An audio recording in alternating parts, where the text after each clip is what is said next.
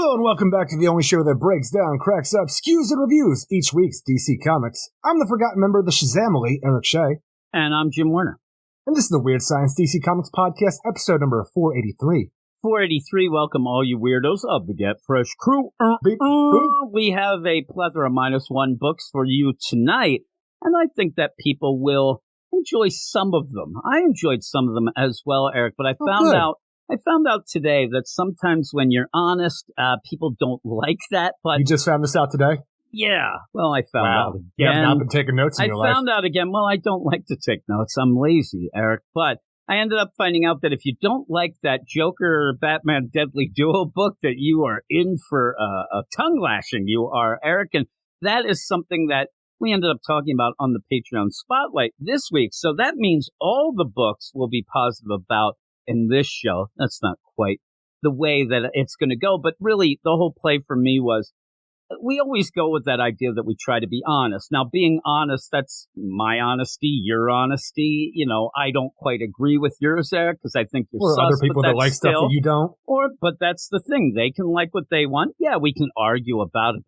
I was getting personally attacked. I mean, it was crazy. I didn't see it coming. It was like a tsunami, Eric, is what it was. But yeah, all in all, I think that all of us end up, and we've gone through phases. It's funny, at one point I was going to make a video over at our YouTube channel, Eric, about the different phases that our podcast and website went through. Like the idea we were, oh, you guys are too positive. Then we were too negative. Then we were kind of in the middle. And every time this new phase of stuff, we always get thrown around different places, but we've always been the same, Eric. We've always tried to maintain that integrity that we have as honest comic reviewers, and we like to have some fun. But that whole deal, it's like the idea of where that level and where that bar is, it's always shifting on me, and I'm usually behind the 8 ball, I think. Well, you always got to be this tall to ride, but it keeps changing. You don't know what to do. Here we are. I'm trying to gather my wits. I said right before we started recording, I think I have a clearer head now that I'm not medicated. And you said, I thought the medicine was supposed to clear your head. And I said, yeah. You know what? I don't think I have a clear head. I think I'm just more myself now, which is kind of scattered. But here we are. We have 5 books, as we said. If you want to end up hearing, let's talk about possibly Shazam #1, Eric. That's a pretty big book this week, right? Well, you have to go over and find it. And also Batman and Joker Deadly Duo #7. You'll have to go over to the Patreon. That was our Patreon Spotlight this week. Each week we do a Patreon Spotlight, 2 books picked by the badasses of the Get Fresh crew. And we do that every Thursday night. And we try to have fun with it, but we get a little more detailed into the books and try to have some fun with it as well. But also, we had a bunch of other things on the Patreon. We have some fun with it. We did have fun with it. And we did like Shazam. Both of us liked it. Kind of different ways. Eric did not like the fun of the dinosaurs. Look, I just need some more serious content. Now, it's funny, too, because you ended up arguing with me. Not arguing, but you said that, man, I don't need these dinosaur aliens. And I said, man, that's all I see people loving. And when I was out and about and doing things, and even on YouTube stuff, people really are centering on those dinosaurs with the flying saucers as a thing that they really, really love.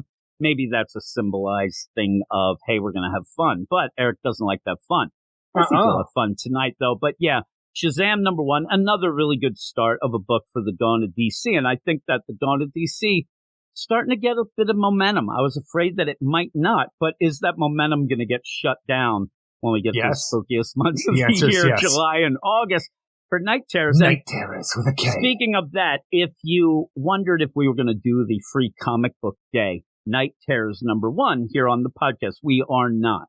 But I did a video review on our YouTube channel, and that's Weird Science Comics. You can get the link in the show notes. I did go into it over there, only because I forgot all about it. I was going to ask you if you wanted to do it this week on the podcast, but I completely forgot. I am all over the place, Eric. But you can go other things that we do. Now.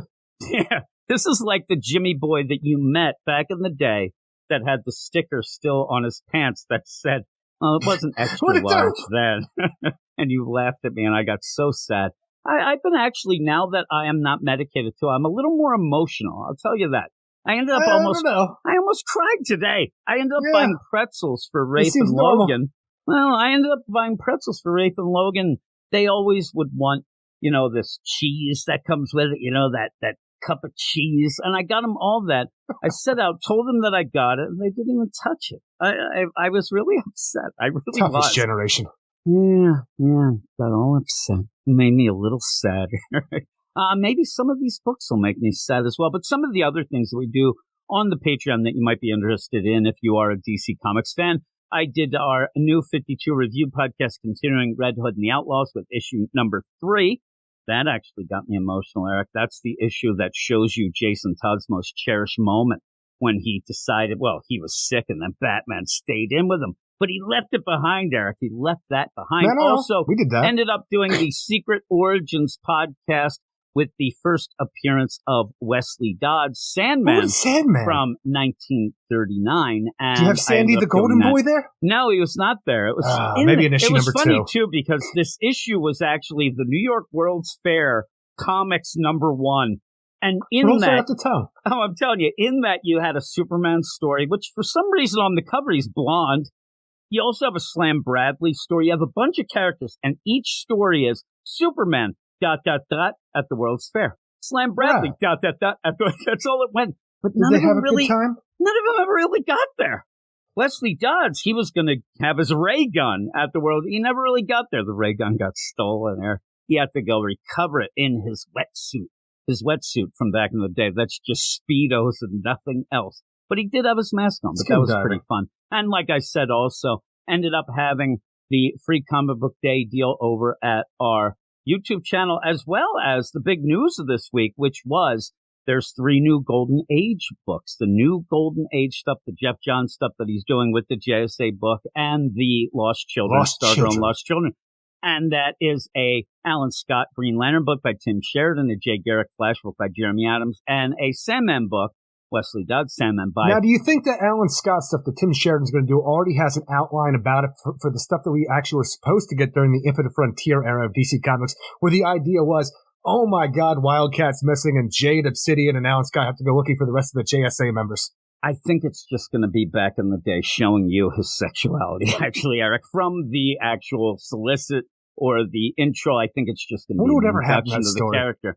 Yeah, I don't know either, but I know that you love The Sandman by Rob Venditti. I don't know. Everything I see about it, the guy's got all casual on us, Eric, and I mean, I ended up be like Rob Van Dam? Yeah, really. I'm like, Rob Venditti, what's that? You got the Diddy going on, so we'll at least have that. But it's Casual Friday Rob. It threw me off. Every time I'm Rob Venditti, I just couldn't do it. But that book's with Riley Rossimo. He got the short end of the stick.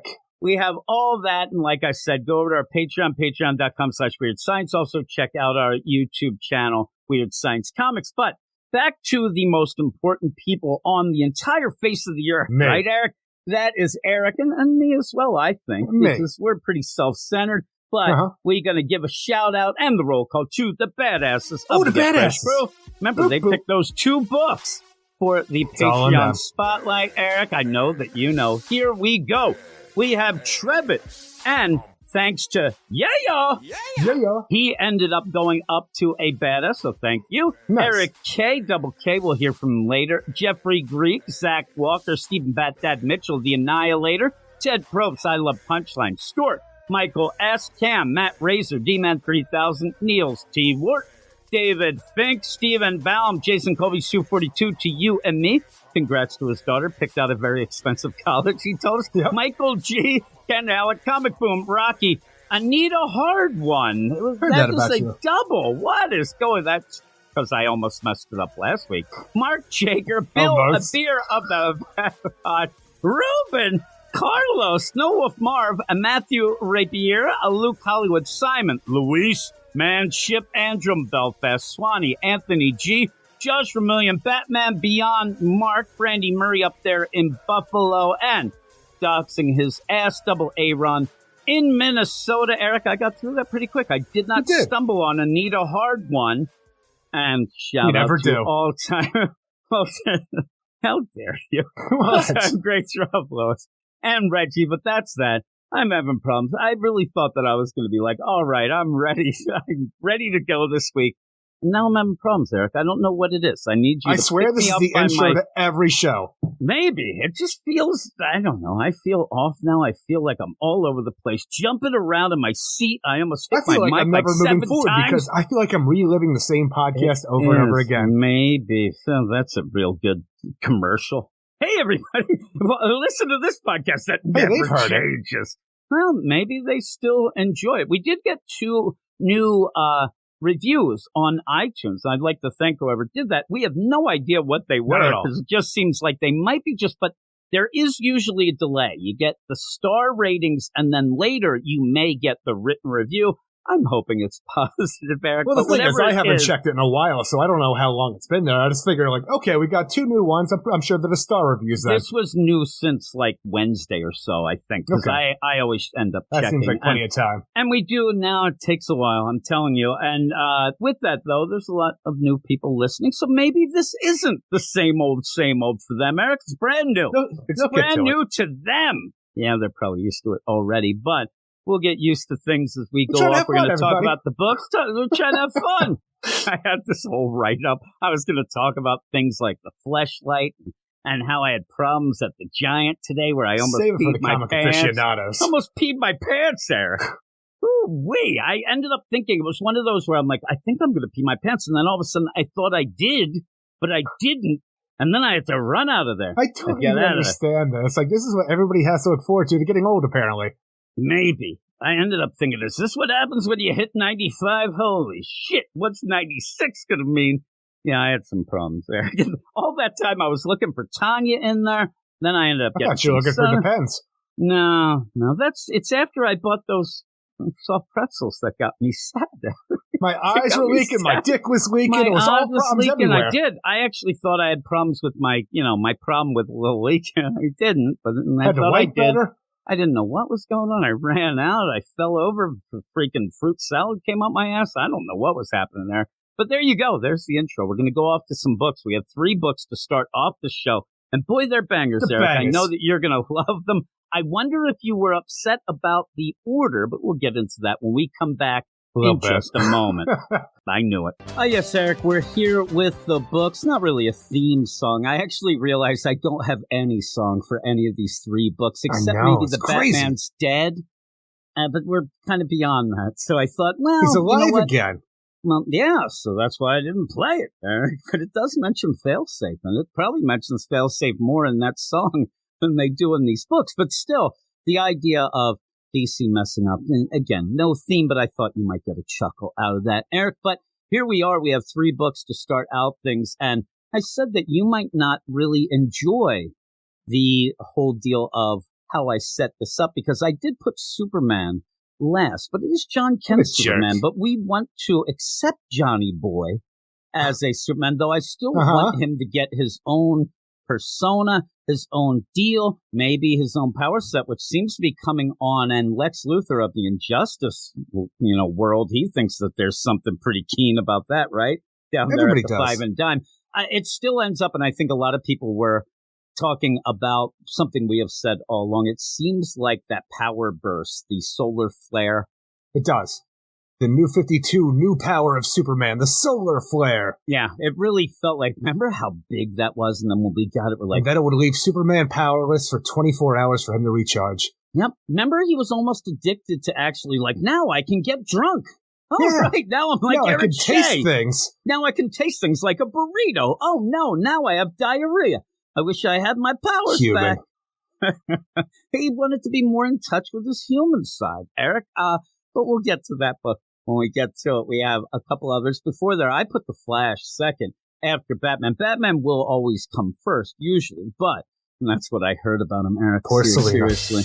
I know, really, the Selena of all the multiverses, they're all sitting there, upset of that. But we always end up starting with that. But I do want to start out by saying first that while we were doing the badass roll call, Dad Nation actually went up to be a badass, and I wanted to shout out and say thank you. And it was funny. I went, and I'm like, oh, shit, he just went there, so we had to throw that out there. So thank you very much, Dad Nation. Thank everybody on all the Patreon, not just the badass levels as well. But we're going to get into these books, and I didn't say it before, but please go over to our website, WeirdScienceDCComics.com. Check out reviews for almost all the books that come out each and every week. Some of them by Sus Gabe, right? Sus Gabe. Most, yeah. Actually, I actually did a written review this week of the Free Comic Book Day deal, and usually I pop in for one or two, but I we both kind of got frustrated with the whole written review and how the whole scene is. We're not down with that scene anymore. Mostly I was just in protest because DC stopped sending me the books for no reason at all and then sent it back. I'm like, I'm still in protest because I like having my Sundays off. Yeah, they did end up stopping, and then I know that you probably still think that I got a hold of them to get those books back. Where I did not. Originally I did, and they didn't listen to me, but then they sent you the books. But the weird play is... I was just tired of the games. Yeah, it's the games.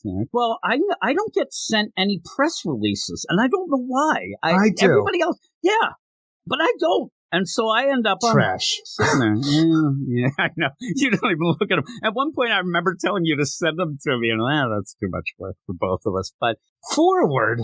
Yeah, really. We're gonna like some kind of tech guru. And that's kind of the game. We have had that game with DC back and forth with review copies and things like that. But I also tell people that say, oh, these other shill sites, they end up doing 10 out of 10s to get the review copies.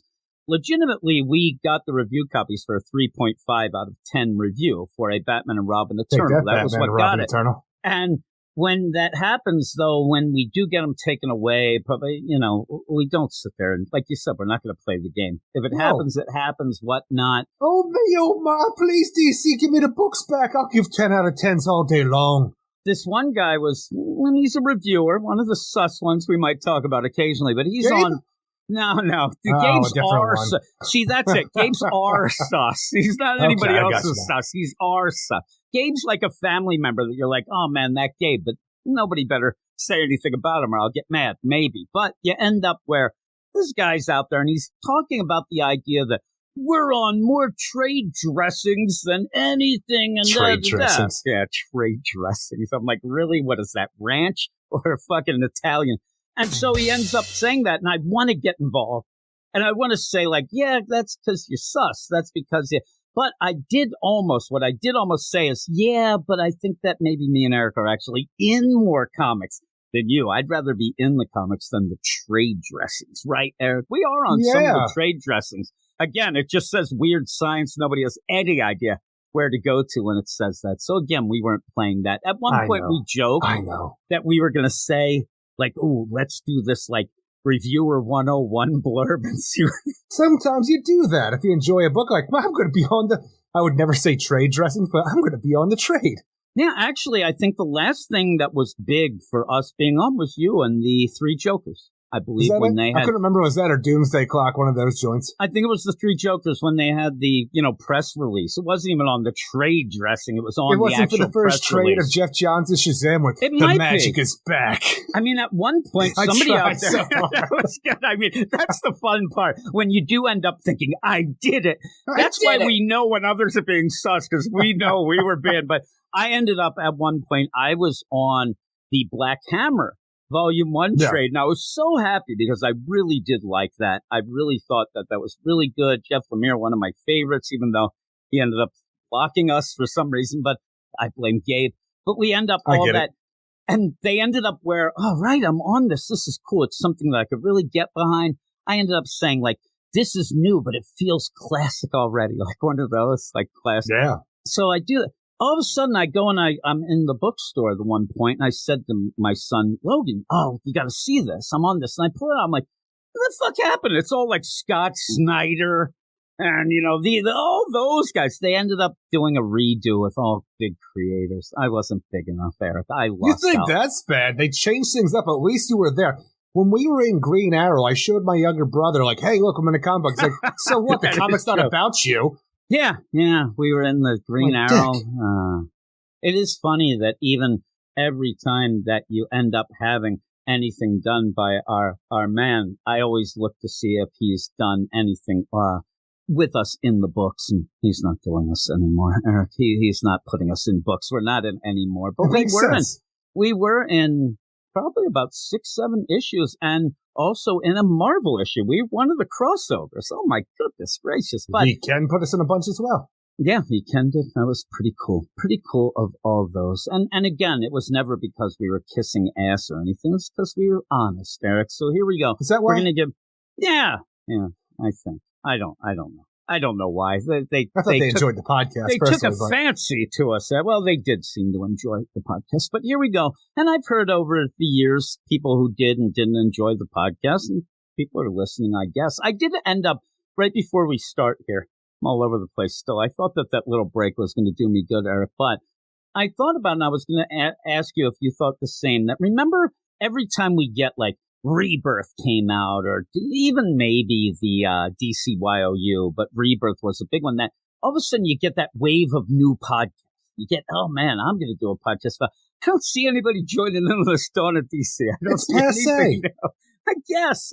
But there was always podcast. That's for old people. Well, that might be the case, right? Unless you're true crime. You just got to do a TikTok of a review real quick. Well, and make Crazy Sand or something. I do think that sometimes... Crazy Sand? I don't know. I think that this podcast sometimes is its own little true crime here. But here it is. Here we go. Batman number 135. Ooh, this is going to be a tough one. Batman number 900, Jim. Yeah, and Legacy number 900. I don't go by that. They usually don't stress that. I want to see the receipts, Eric. I don't agree. Seems like there should be more. But Batman number 135, Legacy number 900, written by Chip Zdarsky, art by Mike Hawthorne, Jorge Jimenez, Michael Janine, Adriana Di Benedetto, Tomei Morey, Romulo Fajardo Jr., and Clayton Coles. And the first half of this book really disappointed me. I really wanted more of, we didn't really flesh out this alternate Gotham without a Batman enough for me to really get behind it and say, oh my God, that was really well done. Me and you were intrigued by a bunch of things and said at one point, this doesn't feel like that surface level stuff that we usually get. But then it just kind of got left behind. I mean, really, in all this, I want to know what Judge Dent's up to. And you know that Darwin, what the hell is it? Halliday is the Joker of this world, and he's also the Red Mask, the big bad of everything going on in Gotham. It all just kind of falls apart and feels less inspired because it's just more, I'm the Joker and I'm Batman. We're going to fight forever. It's like, all right. And then when we had the last issue, the idea is, you know what? I done looked into the multiverse when I was exposed to this gas, and I saw this other version of me in your world the day he became the Joker. And I thought to myself, boy, that guy is unhinged. He is free. He is natural. He is a force of nature. And I, more than anything, Darwin Halliday, want to be like him. So I'm going to put all of this energy forward to try to go back in time through the multiverse to see how he became this version of himself, the Joker. And then I'm going to recreate it because I want to be that. And that's where we are now, where Batman is trying to stop him from doing this so this world can live without a Batman and without a Joker. And hopefully, you know, once he finishes up and leaves this world completely, Gotham can get back on track without these two menaces of society. Yeah, and so what I was hoping for, and really when I got done, and I'm saying the first half of this that really deals with this Gotham without a Batman, we never really got that. And the idea of the fail-safe empathy, he sends them here, and you're wondering like, well, it's still a shithole. Like, you weren't really empathetic. Did he know about this? I figure he was just, he took him off our Earth is what it was, the empathy. Instead of killing him, he just took him out of the equation. He said that the empathy was to send him to a Gotham without a... It felt weird. Now, I thought by the end of this, one thing that would intrigue me, and you even hint at it near the end of this first half, is and even by the end, the idea of this where I wish that we had, instead of, hey, a Gotham without Batman, have that, but in a way that when Batman shows up, Halliday, who is a good guy here, somehow Batman being there and the way that Batman acts, reacts, all that, turns him more into the Joker than he ever would have been, in the idea of, oh my God, maybe Batman is the cause of all this that we always joke about and whatnot. But you didn't really get that. Well, you got the opposite of that, ultimately, where you have Batman realizing that this shit will happen regardless of me. I'm not the problem. I kind of wanted it the opposite, but then work out, you know, I'm no rightist here, Eric, but I wanted it to be the idea that we think, oh my God, what we're seeing here is that maybe Batman's staying away.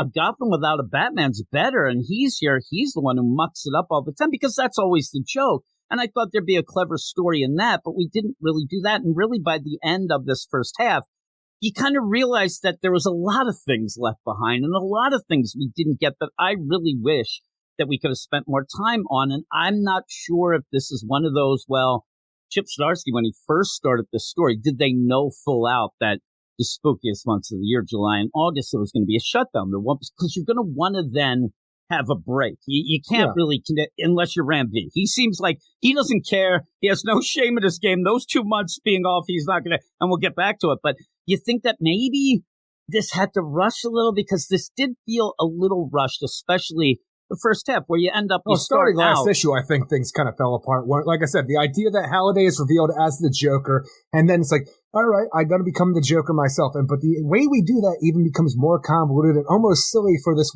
What I like to feel like a serious kind of story dealing with the Bat God. What Batman can overcome anything, like we saw at the beginning of the arc with the failsafe stuff. Once we get here, I'm like, okay, he's got to learn how to become the Batman again to try to make this world better while also trying to figure out his way home. Once we get to the point where Halliday's, I'm Red Mask, and I've been pumping this crane brain out Gotham, make people insane and crazy so I can lock them away and do experiments on them for whatever fucking reason he wants to. Now I'm going to pump this other gas out there with the crane brain that's going to be multiversal gas, which is going to power up my multiversal machine so then I can go and see how the Joker became the Joker. And that's the whole idea. That itself is like why I kind of really got turned off on what was going on in this Batman story. And when we get to this, the idea, oh my God, check this out. I got all the multiversal energy I needed from this gas and those assholes outside breathing in. You know what I saw when I looked into the past in another multiversal world?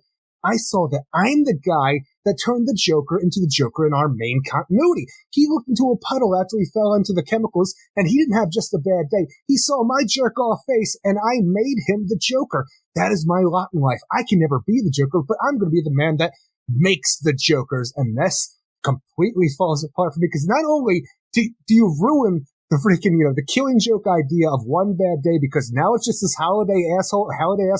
He's the guy responsible for turning the Joker. That's where I think it went too far. And then it goes even further in the multiverse. I think the multiverse would have worked out enough for me.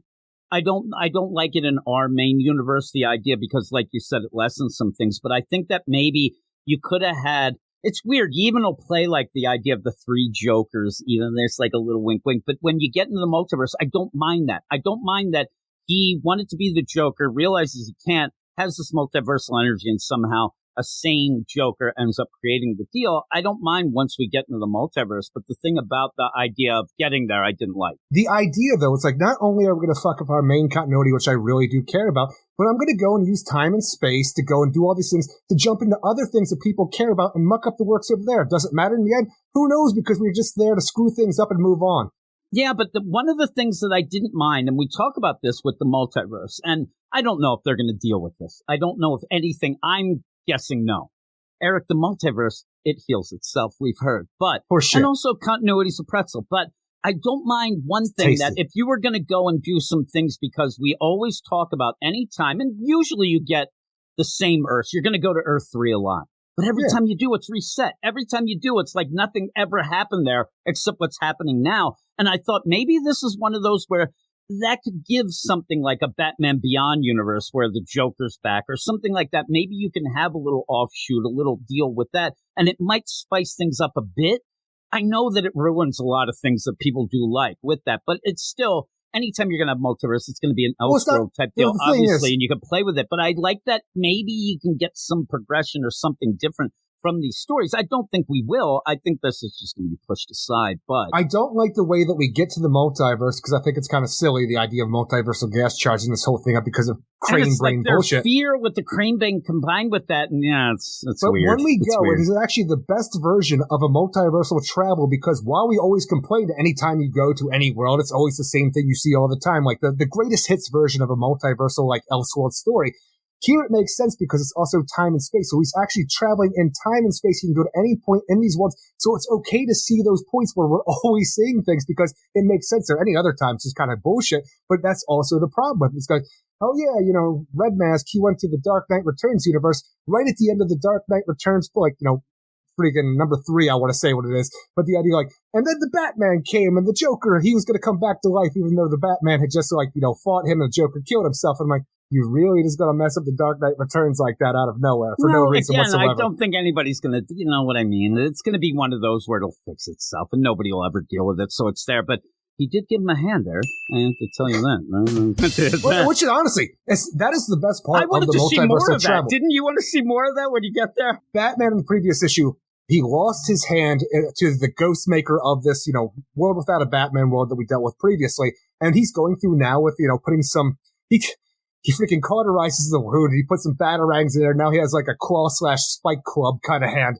For some reason, I actually dug that. But when you go to the Dark Knight Returns universe, though, that makes sense for him to get a robotic hand because Bruce Wayne of that world had just done that for Oliver Queen to fight Superman. So he has the schematics and everything ready to go with it. I'm like, that was the best part of that multiversal travel. We'll get to that stuff once we get done.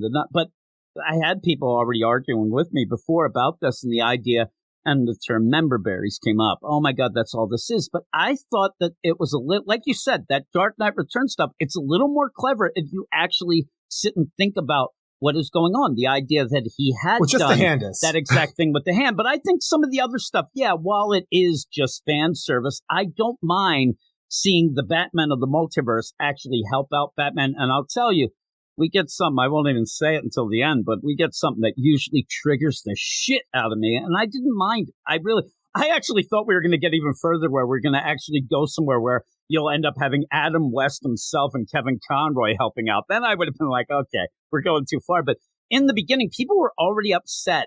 The idea that he says, okay, I got to get electroshock. It does go a little too much. If you're not going to tell this whole story, I mean, you don't have to sit there and come up with a reason why his heart rate goes down and this and that and whatever. But when you're going through it, the thing that really threw me off was, like you said, things that were just thrown at you. Oh, we got this gas that the multiversal craziness and it's going to fuel me. Nothing ever explained. So I didn't like that. And then as you go, you end up having Alfred, who just, I just don't need him to sit there. You know what, Master Bruce? It turns out you were right. I should be a good guy in this world. And finally, because you said something previously and I realized that my son's still alive, I'm going to do what's right. I'm going to save people. You know what, Alfred? You should come with me to my world. Oh, my God, I'm dead there. I didn't mind that. I'm saying that even before that, when he comes up with the realization, you know what, people? Money is a shared fiction. I'm like, get out of town. Just end up doing the right thing because it's the right thing. But again, it ends up in Leslie Tompkins, his wife, who he cares more than anything about in this world, has been bitching about him for, I want to think, for 20 plus years about doing this. He said no the entire time. But now, you know what? You're right. Turn the other cheek. Her ass is in that tower as well. So they're there. But the thing is, and this is a all-around thing. This is a Chip Zdarsky thing. Because if you've been reading Daredevil, you're starting to get the same kind of messages that he sends. And while it just comes and goes, it's fine. I'm sitting there, I'm like, bitch, I'd like to have money. Share that fiction with my ass because I'm poor as shit. And it just kind of bothered me, the idea that that's what you're going to center on instead of, hey, everybody, I'm a good guy and I got to save some people, which he ends up going to do. But when they end up doing that, you do have that deal with Red Mask and he ends up seeing the Joker, but he's too scared. Oh, my God, he saw me and I was too scared and he's not scared. It gets a little convoluted. It does end up like you're because like, even the idea where he realizes I can never be the Joker. Dash it all. This is all I've ever wanted. I want to be the Joker, but you know what I can be? I'm going to go through the multiverse. I'm going to be the man that makes the Jokers. And the idea where he actually tunes into the Joker's brain of our main continuity universe, Earth Zero. And tell you, I don't like the idea that he makes the Joker, but that's what it is. Now it's going to be, but if you want my little multiversal device a little more, I'm going to hop the multiverse fantastic, and I'm just going to go world to world, and my very presence is either going to resurrect dead Jokers, make Jokers who are still alive super Jokers, or I'm going to bring Jokers to a world that never had Jokers at all. I'm like, you do what you want, Red Mask. I don't have to like it, though. I didn't mind it. I mean, as he's doing it, I didn't mind it. But yeah, he's going to do that. He's cackling it up. And I said the one thing, like, they're going to come back as super Jokers. Every world gets that, whether they had a dead Joker, a live Joker, a freaking Joker that never existed. They're all just super deadly Jokers. And it seems like they're even crazier and whatnot. But when you have this all, you end up where Halliday goes through this portal. He goes off into the multiverse, and Bruce, Batman, has to follow. And so he's there, and that's where you end up having Alfred and realizes you're Alfred's dead because he says, come with me. I thought that was a nice enough moment. I thought it was nice enough. I actually really thought what I really liked, there's weird things in this that I like this first half. I like the headbutt kind of deal that ends up cutting Halliday because of those 2 pointy ears. I thought that was when he shoves neat. his helmet into his chest or his stomach, yeah. What we missed out on in the story, you get right before we leave this world, was that when you actually have Bruce say Alexis to Punchline, Crimson, and she actually is like, oh my God, like, how do you know? Nobody calls me that. Like, that almost makes her kind of come out of this like somebody actually knows or cares about me, whatnot. You don't get enough of it. And I wish that we had more of that. And then when that happens, she's like, okay, well, you're right. The things that Halliday is going to do, this is bad. And it's going to, maybe kill him as well, that she cares about him. And that's all I think the thing was. She was taken back by him calling her real name, which is not really, how did you know? That could be a moment where, like, it is a turning point where she's like, oh my God, he's finally. Yeah, I wish there was more developed with this. But ultimately, it's like, yeah, Halliday's going to be fucked up if you don't tell me exactly what I need to know. Okay, I'll tell you exactly what you need to know. I love him so much. I'm crazy that is about the him. Force deal. I'm so crazy. But speaking of Force, then, you end up where they go into his little deal. Oh my God, I have all this multiversal stuff. I'm going to get this trinket. I'm going to, get everything ready so that I can harness the deal and go and find him. And then travel back to my own world afterward. And then out of nowhere, after I thought a nice enough moment with this Alfred, Selena steps up. Selena, who earlier said, you know what my superpower is? Money. I'm like, I don't even know what you're talking about. And then you end up where at the end, she's there. Oh, yeah, I built this empire here. Why don't you ask me to come? Oh, I already have my own Selena. Oh, well, I have this empire here. And, I'm sure that you really bitch and moan at that, Selena. Like, you're probably not nice and making it be a do-gooder. So I don't like that. You don't make me feel safe, and just kicks him into this thing. That is so forced. Honestly, for this Selena of this world, there's no reason for them to have a connection, and I like the idea that she kicks him away. Why would she kick him into the multiverse, though? It's just to get him in there without his equipment. Because she doesn't have this connection, and she has an empire here and needs to get rid of him because he's going to say all of these things that he can never say to his Selena. He's just going to use her as a prop, essentially. But what happens when he gets into that portal? She's never going to see him again. She leaves him. It's exactly what she wants. But he's going in anyway. He's going to go in the next 5 minutes. He's just getting the harness and things, and she kicks him in only because we have to have him only have the tracker that he's zipping around. He doesn't have control. Also, it might be the idea where Selena Kyle of this world realizes who this guy is, the judgments he passes on to her for what she's doing. If the Selena of their world is anything like this, she doesn't need him either. Yeah, but she doesn't really know, and she just kicks him. It's like you said, the Alexis thing I thought was okay. That's just to get her to open up that safe or that room. This is just to get him into that deal, and it didn't even feel like anything that we got in the issues before here leading up to this. Like, she was just pissed off. Oh, you're not going to take me? Well, I don't feel safe about you, and kicks him in. It's not the progression we've gotten up until now. And even Jules is there. I think Jules is going to put a bullet right between her eyes. Oh, my God. Why would she do that? We'll never know. Well, she ended up screwing him. As far as they know, you just ended up killing Batman, and who knows. But Jules was saying about the whole deal with, hey, if you call me Master Jules, you can work with me. And that seems like her and Alfred will team up a bit to, help people out. But Selena just at the last second. Batman, as we continue this run, is going to look for a jewel of his world. I don't know. We'll have to see. Maybe he'll look for a pearl, Eric. What?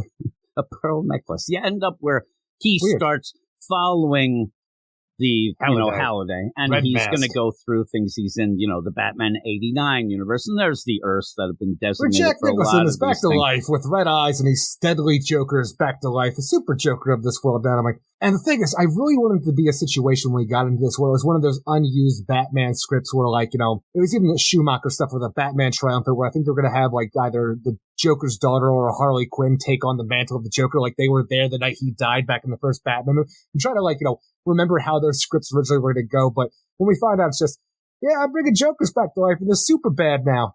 Yeah, it looks pretty cool. And you could have used a little more of the things that they just had in that Batman 89 book that they had with some of the new things and stuff like that. But you just kind of go in and out, and you pop in and out. You end up in the Red Rain deal with the vampires, and I know that you always tell me can't trust vampires. Can't trust vampires, Eric. And that, again, this is fan service. It is, and it is kind of member berries, as people were saying. But I didn't mind that once you end up getting Batman kind of gets his bearings and realizes what's happening, he's actually going to get some help from some of these Batman of the multiverse, and you get to see some cool things. The art's really good, I thought. The idea of the Batman Beyond universe, you get there and you have Batman, like, you know, talking to old Bruce Wayne of that universe, but you also have Batman the animated series depicted like he goes there, but those are one and the same universes. Yeah, it is weird. Now, but again, time and space, so I guess it can make sense because they are traveling. I just don't know why Halliday would go to the same universe twice. Yeah, it is weird. And you end up having that Joker then come and attack them. And they spend a little more time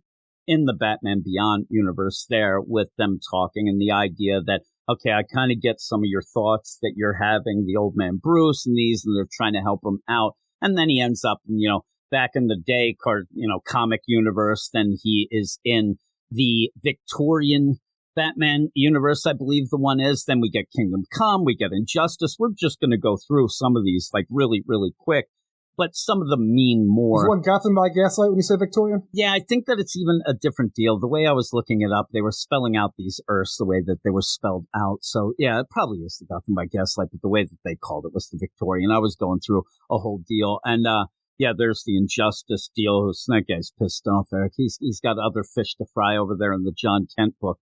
And then he ends up in the Batman 66 deal, and he doesn't have his belt. He didn't get his belt because he was kicked in by Selina, and you end up having Batman 66, Adam West, give him the belt.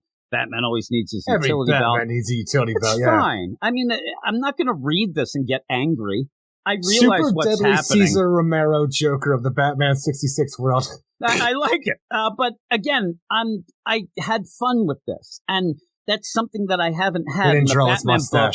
It ended up, I know. In the deal, it is forced, it is. But if you're going to force things and get to what, we don't even know what this leads to. By the end, it's very ambiguous of what this could lead to. So we'll see. But as it was going through, I was having fun. And I thought the art was really good. And you do get to the Dark Knight Returns deal, and that's where he ends up getting smack dab after the nuclear explosion, which knocks out all the power in Gotham City, when you have Batman rile up the former mutants, the sons of Batman now, and all of a sudden our hero just jumps in. I'm like, this is so weird just to throw this in this specific spot of one of the greatest Batman stories ever told, whether you like it or not. It's like, it just feels weird, even though it makes sense for him to be here to get that, you know, robot, you know, Luke Skywalker hand, because at least that's something that makes sense to me, because Oliver Queen, he did that to shoot the kryptonite arrow at Superman during the fight. And it looks like he's there, and he's got like one of those 3D printers there. It's zipping and zapping, and then he's got a hand. I wish we would have saw a little bit because he just kind of has it, but it's fine. You have him there. He's got his hand. You get Batman to have a new hand now, and also the Dark Knight Returns Batman also gives him a new costume so he can continue his search for Halliday, where he's just getting pushed and pulled throughout time, like he's Sam Beckett from Quantum Leap or Jerry O'Connell from Sliders going world to world. And it's just such a weird idea because we have Infinite Earths now, and I don't know why a character like Halliday, whose main purpose is to make Jokers now, would just stop his, you know, Infinite Earth stroll. Yeah, I'm at the end point of time where I just created my own world there. Joker sharks are eating a Gotham. Like, it's a weird I don't way know to end if it this. was like one of the things that he ended up like, I got to hole up and I've got to defeat this guy. I know he's after me, or he's given up. Because he's just kind of sitting there.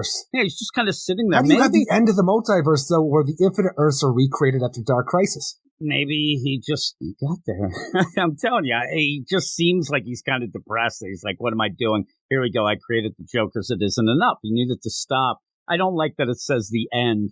I thought that this was just a way of like, yeah, this isn't what I really wanted to do. This isn't, you know, flipping my dilly.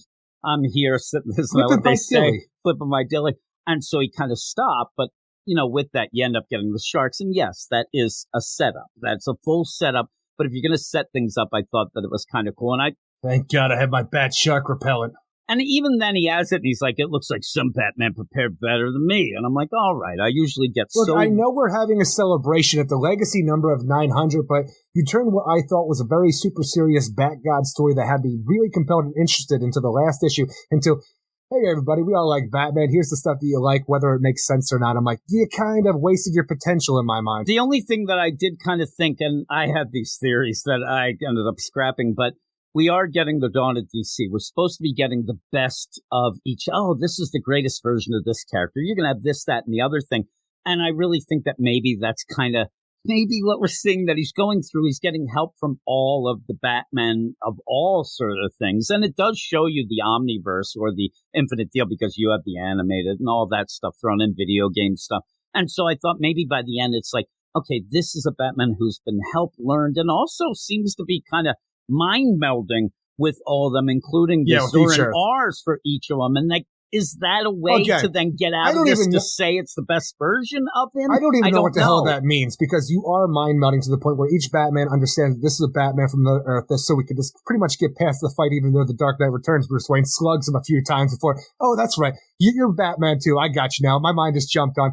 But when you have, Batman defeat Halliday at the end of the multiverse, like, all right, I have this Hulk disc that was given to me by the Batman Beyond Bruce Wayne, which would give me one-way trip back home for whatever my multiversal signature is. I can either do it myself and leave Halliday here, or I can send Halliday home. And like the idea then becomes, well, I'm going to send Halliday home. And then Tim Drake shows up with this multiversal Robin suit. He's like, I'm here to take you home. I really was upset he wasn't involved more. I really wanted to see more of Tim involved. That was one of my biggest complaints. What are we doing with Halliday, the man who can make Jokers? We're going to send him home. And yes, maybe Jewel and Alfred are going to be good guys who are going to be like, power to the people. But you send Halliday back home. He's still the most powerful man in Gotham City. Has all these people, things at his disposal. You send him back home. Yeah. He is taking things over 5 hours later and going right back to business. Hey, he finds out, what happened? Selina, you can't. Where's all my venom-infused friends at? Yeah, Judge Dent, he's been, But even the idea where Tim Drake shows up to bring Batman home finally. Okay, we finally put an end to this story. Bruce Wayne can finally come home. Yes, he has a robotic hand, but for the most part, he's alive, okay? That's fine, but when you end the issue, then with all the multiversal Batman wearing Zura R costumes talking about time to fight some crime, I don't even know what you're trying to do anymore. Yeah, and Nikki Gabagool was talking about this, and we were kind of discussing the different things, and I thought maybe what it was at first was, well, you also had the Joker, but this seems like it might be in Bruce's mind, and now he has all the... I don't know if that's what the next story will be, or it's a combination of all those things. I would watch out. Honestly, I don't think we're ever going to see it again. Of the Red Rain deal. Well, I was going to ask you, because, there's not been any announcements. The next story that we have solicited will be a Selina story. Batman goes back and wants to, kind of reunite with Selina. What do you do then in September? Because the book then shuts down for 2 months. Now, would you be shocked if we find out, Chip Zdarsky's not on the book anymore? Like, they're keeping coy with this. And so is this a weird ending, or is this the start of a newer story that we can get? And that's what I think it's just a weird ending by at the end. And I'm saying weird ending like this is him ending it. And the weird play, you even mentioned it, I think people forget, this is a 900. This is a celebration deal. So if you ended up having a good ending to the Halliday deal, and then just had a celebration part of an issue where it was like, hey, we're sending you back. Oh, no, something went crazy. And he just ping-ponged through this. Then that'd be fine. You'd be like, oh, that was cool. That's a neat celebration. See all the Batman, then he's back. But to end it like this, that first half and how that kind of just forced its way into this, I didn't like, but I really did like a lot of the stuff in the art, especially. And I'm not usually an art guy, but I enjoyed the art. Some of the things kind of got me in that way that I thought. Especially all the different representations of the different art that we had in the multiverse is great, yeah. Yeah, they look really good, but by the end, like, I didn't need the end and have the Batman of Sword and R's staring at me like they wanted to pull my pants down or something. Look at that grin that one there on this is Michael Keaton left has. Holy crap! Yeah, the Michael Keaton Zuranar. That guy gets handsy, and I don't even want to hear you say any different. All of a sudden, I get in trouble because I said the Zuranar version of him. Oh my! But what would you give this? Ultimately, I was not a fan of the conclusion to this story that I have been, until last issue, have been enjoying wholeheartedly. Yes, some of the backup stuff with the Tim was a little here and there, but ultimately, I thought the story was really good and really interesting, but now it just feels like a hodgepodge of kind of bullshit thrown together that didn't really make sense, and even came to the conclusion of the Halliday being the Joker, this, that, and made everything less around it. Like, not even its own thing. It went out of its way to make other things that I love less, and I'm like, that is really fucked up to me. So even though I enjoyed the art, and I enjoyed most of the series, this finale was really lackluster. I'm giving it a 5.5 out of 10. Yeah, I'm way higher than you. I'm giving it an 8. And the things that got messed up, I could care lickety-split about. I don't even care about them because I don't think it'll ever affect them anyway. And I had fun with it. And I'm hoping that it builds from this to maybe get us that version of Batman. Like, oh, this is the Dawn of DC deal. We'll see. I don't know if it's continuing. I don't know if Chip Zdarsky's staying on the book. I assume he is. Or they might have announced something going into September, but obviously we'll have to wait to those solicits or what would be announced later. But it was a weird ending. But that second half of the multiverse, I just had fun. And Jimmy likes to have fun, Eric. There's not a lot of fun books, but one of the fun books is, I still enjoyed the idea of all the Batmans helping him as he goes through that, and he kind of gets better and gets some things, gets his hand back. On top of that, you have super deadly Jokers that are brought back to life, brought into existence, or just even super. Yeah, like I said, I don't even mind that. Just that might give a little spark to some stories if they wanted to tell down the line. I think it'll all be forgotten anyway. But we'll go to the next book, which is another book we've had fun with. But we'll see if we have fun with what is getting close to the end of Jeremy Adams' run. The Flash, number 798, written by Jeremy Adams, with art by Fernando Pastrana, Eau Claire Albert, Will Robson, Matt Herms, and Rob Wade. And it's finally here, everybody. Baby Wade is born to the West family, and we're all just a happy family together. The friggin', Wally, Linda, Jay, Irie, and the new baby brother Wade. But will it last? Because out of nowhere, Granny Good decides, I need me that baby, and fucks things up to the point where everybody has to say, all hands on deck while we go and try to get our baby back from Granny Goodness. Baby back. I need you to start singing that. The idea of this, I almost had to once I said that. I actually was shocked when we went in and the baby was already born. I don't know why, but it's just, whoa. Like, we don't have a lot of time. So we got that. And of course, Wade is the name. We kind of joked about that before when you end up having Wade. Yeah. And you do get the confirmation that Linda's no longer powered up, that it seems like the baby was doing that, but not really centering on the idea that the baby's powered. I'm supposing he is. I'm supposing Wade could be pretty cool. But speaking to Jeremy Adams, I asked, what's up with Wade? Like, we're going to see him continue whatever. And he basically said it's at the hands of Cy Spurrier, that there's no real plans of this, deal continuing on. Hopefully nothing ruins it, so then you can have it later on. I really thought once Granny Goodness came in and Hourman shows up that we actually were getting a tie-in to the Lost Children stuff, and possibly makes sense for what you have. Missing children. Yeah. Well, DC 1 million Hourman. These are all things that are lost children. I thought that it was going to be one of those, I see. Cy Spurrier's taking over the book, but we may be able to continue with Wade and the search for him with some people in the Jay Garrick, Golden Age deal that has Judy in it with Jay. And he said that was not the case. So that kind of got me upset with it. So either what he's giving me a wink that this will be resolved, I hope, by the end of his run, which is next issue and then a bit of that 800th issue. But it's kind of a shame. I was hoping that they made a backdoor way that he can continue everything, though Wally is the one who's in the whole cosmic horror deal, so he wouldn't be in. So maybe you have to twist and turn things too much. But I did like this. I did like it, though. It just took me like, oh my God, the baby. And then all of a sudden, the baby's gone. Like, it comes like lickety-split here because... Oh, it does. And even the idea where you have Linda give birth to Wade, everybody's happy, and then we're going to send, the kids off to stay with Linda's parents. But Wally, he's got to get back to work because Mr. Terrific's working on a new experiment that Wally's been working on as well. The idea of opening up a wormhole through time and stuff like that. It's going to have a containment unit. We don't know if it's going to work or not, but ultimately, the explosion at the hospital happens, which I'm not even sure if there's a reason for that, maybe just to cover their tracks. Like, oh no, people died in an explosion, maybe the baby's dead. But when you have the containment unit break at Terrific Tech, and it's just out of nowhere, there's this, DC 1 million hour man show. Yo, baby's not dead, Wally West. Turns out that I heard some shit at the end of time when I was fighting Monarch, freaking the Hawk, that's Hank Hall gone all fucking evil. And it's the worst part. I can't even remember at what point in time this happens. If it's like past the 0 year stuff, because I think it has to for the way that DC 1 million came out. But since we have Hourman going on in Lost Children right now, and, the idea that he is the DC 1 million Hourman, but he's time traveled so much, I'm sitting there like, you never know. Right, so this is the problem. This is an earlier version than one I believe we have in the Lost Children, but with the idea of this time travel and android, I'm like, you're always going to be a mystery to me, aren't you, buddy?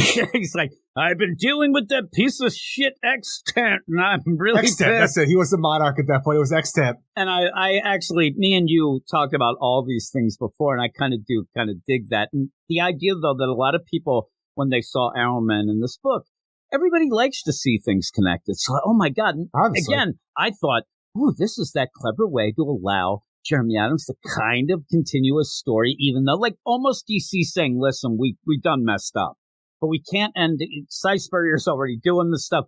we're going to allow you to kind of do things. Maybe you can get the kids, maybe you can get Wallace, but they'll be involved in the, but that doesn't seem the case. And I thought, oh, it would have been pretty cool. But I do like where Our Man's like, I heard a lot of bullshit being said in the next room. Granny goodness, that's it's such a weird idea too, because even the hearing stuff in the next room when he's at the end of time fighting Extant, pretty much forever. This is the end of Hank Hall's situation here where he's going to be forever taken. And then there was an explosion, and then I went to the time point, and then I heard some granny goodness bullshit. And I thought, man, I got to go and stop this. So then when you turned on the machine, I was able to come here, and now we just need the Whirligog, from Gold Beetle's time machine. It just all becomes this like boom, boom, boom situation. And I don't know why, but especially because the idea that, all right, look, guys, Mr. Terrific, he has himself a big old T-shaped ship. Going to put the Whirligog in that from Gold Beetle's, ship, and we're going to go into hyper time. And once we say that word, I'm sitting there, oh, I don't understand how you're going to do any of this, because even the idea of Hank Hall, Extant at this point in time, still being within the timeline to a universe that doesn't exist anymore, so weird. But once you say hyper time, you can do anything. But I'm really afraid that you don't have this eternal struggle with Our Man and Extant anymore, that Extant is going to come back in some way. And since we still have a good Hank Hall of Hawk and Dove, it's going to be this weird situation that we almost had during the Convergence, where you had, Green Lantern Hal Jordan, but you also had Twilight Emerald Parallax Hal Jordan.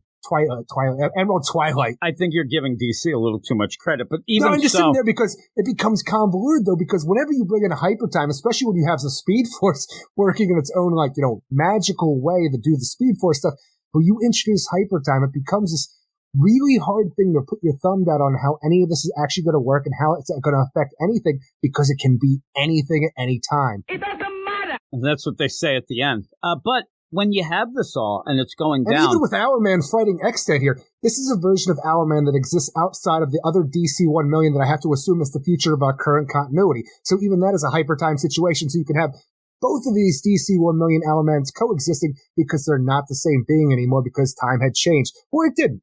And the whole play here, we talked about the Chip Zdarsky deal where I said, hey, do you think that maybe he had to rush some things to get done before the spookiest months of the year, July and August, because of night terrors? This actually, you can tell what happened. They ended up telling Jeremy Adams his run was done.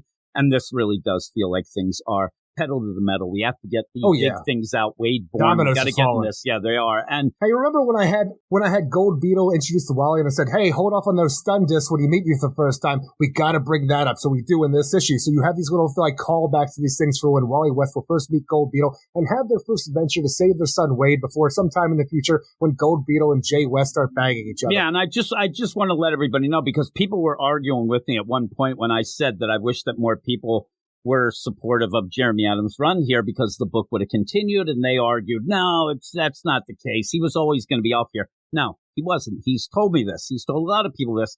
He had a lot more story to tell, and it got cut at the knees. So this is him really trying to scramble to get some things out there to get going. So overall, things that do feel forced, you can kind of understand why. It's a shame that they didn't get more Granny time goodness to go. Cackling at another room at the time point for Our Man to say, man, I got to stop this stuff. That's a bit of that kind of forced situation. Just Granny goodness out of nowhere, stealing a baby on another side of a wall in the time point for Our Man from DC 1 million. It's like, well, shit, I can't let this happen. And I better go get that Wally West. Yeah, him to show up and say, well, I could have really helped you if I had my Whirligog. Oh, you mean the thing that the now will... The big-ass ship? No, the other thing inside the big-ass ship. Yeah, the time... And so you get Gold Beetle to come. Oh, that, I have it, no problem. And even when she ends up saying, when they're talking about it, like, well, we deal with you later. Well, if you say that, I guess I got to trust you because No.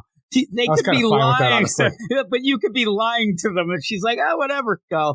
And you end up where she has it, and then we can get going, and you get a team going on. Then, okay, we have a cool, fun team. Wallace shows up and thought he was going to have to babysit, so that's fun. Well, yeah, for the idea, though, of the team, when you bring Wallace West in, Kid Flash, that's fine. You got Gold Beetle, Mr. Terrific, DC 1 million, Our Man. All right, who else are we going to get? Well, there's Mr. Terrific. I know some people. It's like, all of a sudden, we're going to have the Terrifics reunion. Here's Plastic Man, here's Metamorpho. I'm like, they had nothing going on. That's it. They don't have anything going on. They're just sitting around, Eric. So they come out. Yeah. So, yeah, and you have Plastic Man. He's, yucking it up with the Gold Beetle. But I like the team. I like what's going on. It's just a shame. The whole time I was reading it, I was having fun with it, but it just keeps reminding me that we could have had so much more.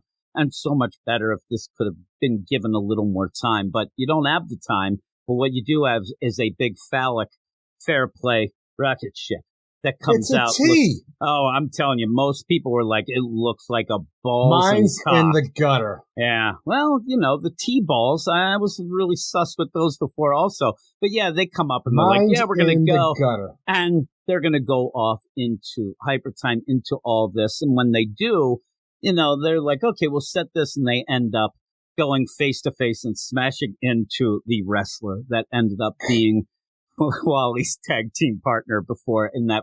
And people love that. So that's a pretty cool. And I did not care for that because the thing is, it's a callback to that. It's the greatest hits as we move to the finale of Jeremy Adams' run, which is fine because everybody wants to do that. Why not have a greatest hits of the stuff that you loved writing about and the characters you introduced? It's just personally, that was a goofy story that I didn't care for this character. It was just like, hey, I love wrestling. I'm going to do some wrestling stories, which is fine. Okay, we're going to go into hyper time. And he's just kind of on the windshield of the ship. Hey, what's going on? It's good to see you. But I'm like, all right, there are a lot of forced things to get to where we need to be. Eric. A lot of people, again, and I talked to you about that crazy idea that you didn't really love the dinosaur aliens in the Shazam deal. Every time I talk to anybody about this Flash run, they bring up that wrestling issue. They all do. And so you do I don't need a Mega Bam Man. A Mega Bam Man. It's kind of funny.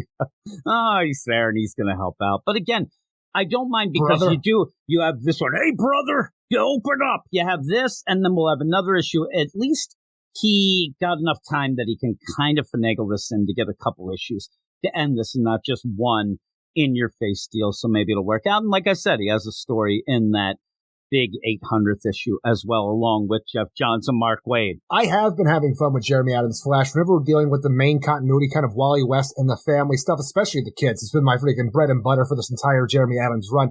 It's just right now, it's like you finally get the baby Wade, the thing that we've been waiting for a long time with Linda getting pregnant, having Speed Force powers. I wanted more with that. I'm really shocked that wasn't the big moment that we ended up having an issue with. But you're going to have Goofy Adventure, which is fine. People love it. Like you said, as long as you've got T-Rex dinosaurs, you don't need, T-Rex aliens, you don't need a story to go with it. But when you have a situation like this, base your final stuff on the drama and the fun of the family. Like, the victory run doesn't have to be every little thing you throw in so far. They're going to save Wade, so... You throw Granny Goodness in at the end of the last issue, all of a sudden, I'm going to steal me the babies! And then it's like, she's over at the time point. She's on the other side of the wall. Our man heard some stuff. Now we're going to have go into hyper time, which means nothing's going to be able to be explained. Well, it won't. And it'll end up where it's not going to matter. It doesn't because you're hyper time. And again, I'm just trying to figure out why we're not going to Apocalypse. When I'm starting, they're going to take a shortcut. Or even the idea of, Granny Goodness continuing on with her female Furies. Why wouldn't she want like an Irie West with the powers that she has? Well, she's too old to train. It's like what Yoda said about Luke. You need them right away, the babies. And they'll probably say that he's even more powered up and because he has the power. But I really, the things we're going to miss out on, Jay and Irie the first time that they get to babysit Fast Baby. That's what I call him, Fast Baby. Fast Baby, after him and stuff like that. It's a shame, but we're going to end up I think that the problem is by the end. Hot water burn Fast Baby. By the end, I'm sitting there and you end up having Omega Bam Man. You're like, oh, that's kind of fun. I think you kind of lose track of the idea that they are going to save Wade only because he only was in the book for a page. Like, he gets stolen so quick that I start thinking, I'm like, were they real attached to him? I mean, seriously, Eric, just make another baby. We can make another one. Another Fast Baby. Now, you didn't get that point to fall in love with the baby so that you really are like, oh my, and he didn't have time to do it, unfortunately. But didn't you fall in love with the older Wade from another multiversal world during the 1 Minute War? Screw that guy. And that guy didn't really seem to be that powered, so I don't know what the fuck's going on with that guy. So in all this, though, I really think that if he had his druthers, we would have had at least an arc where you'd see, like, just little side things. Oh, that baby, such a curmudgeon. Right? Is that what they say about the babies? Oh, my God. You want him to be like Jack from The Incredibles? He's pooping real fast. Oh, my goodness. What do we do? But you would become attached to him. That when you're a baby. Yeah, exactly. But you'd be attached to him and then get him stolen. Then, oh, my God, I want my Fast Babies back. My baby back. But at this point, baby. Ribs.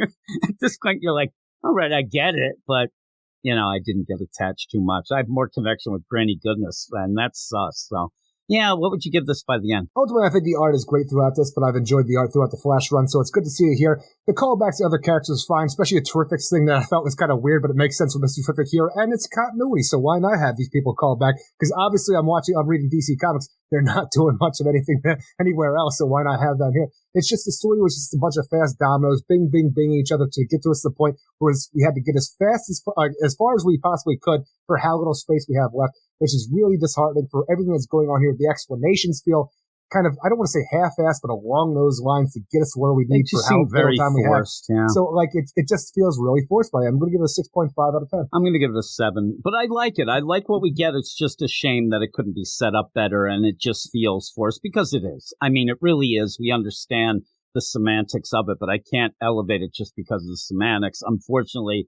the way things go. And it's a shame that down the line, years from now, nobody will even understand what, and man, this really forced to an ending, not really realizing what was going on at the point. But what is maybe next? Maybe they will more by the end. Well, maybe we will. Maybe we'll be able to have something where we will get back to this. And DC doesn't like to, nobody likes to admit they're wrong, especially me, Eric. But maybe they will end up, okay, well, let's have that Fastest Man Alive book. Let's have that side book that we can end up continuing. This would be West great. Family Fun. It would be great. And hopefully, because of the bit of outcry of him being off it, and people really like a groundswell of, support for Jeremy Adams. I'm telling you, when you end up having next week, you have the Green Lantern #1 come out. I think that a lot of fans of this book will go to that one. I hope they like it as much as I did. And also the deal where once they had that Jay Garrick deal announced, people were like, yeah, I'm getting that. They thought, maybe I'll pick and choose one of the other two, but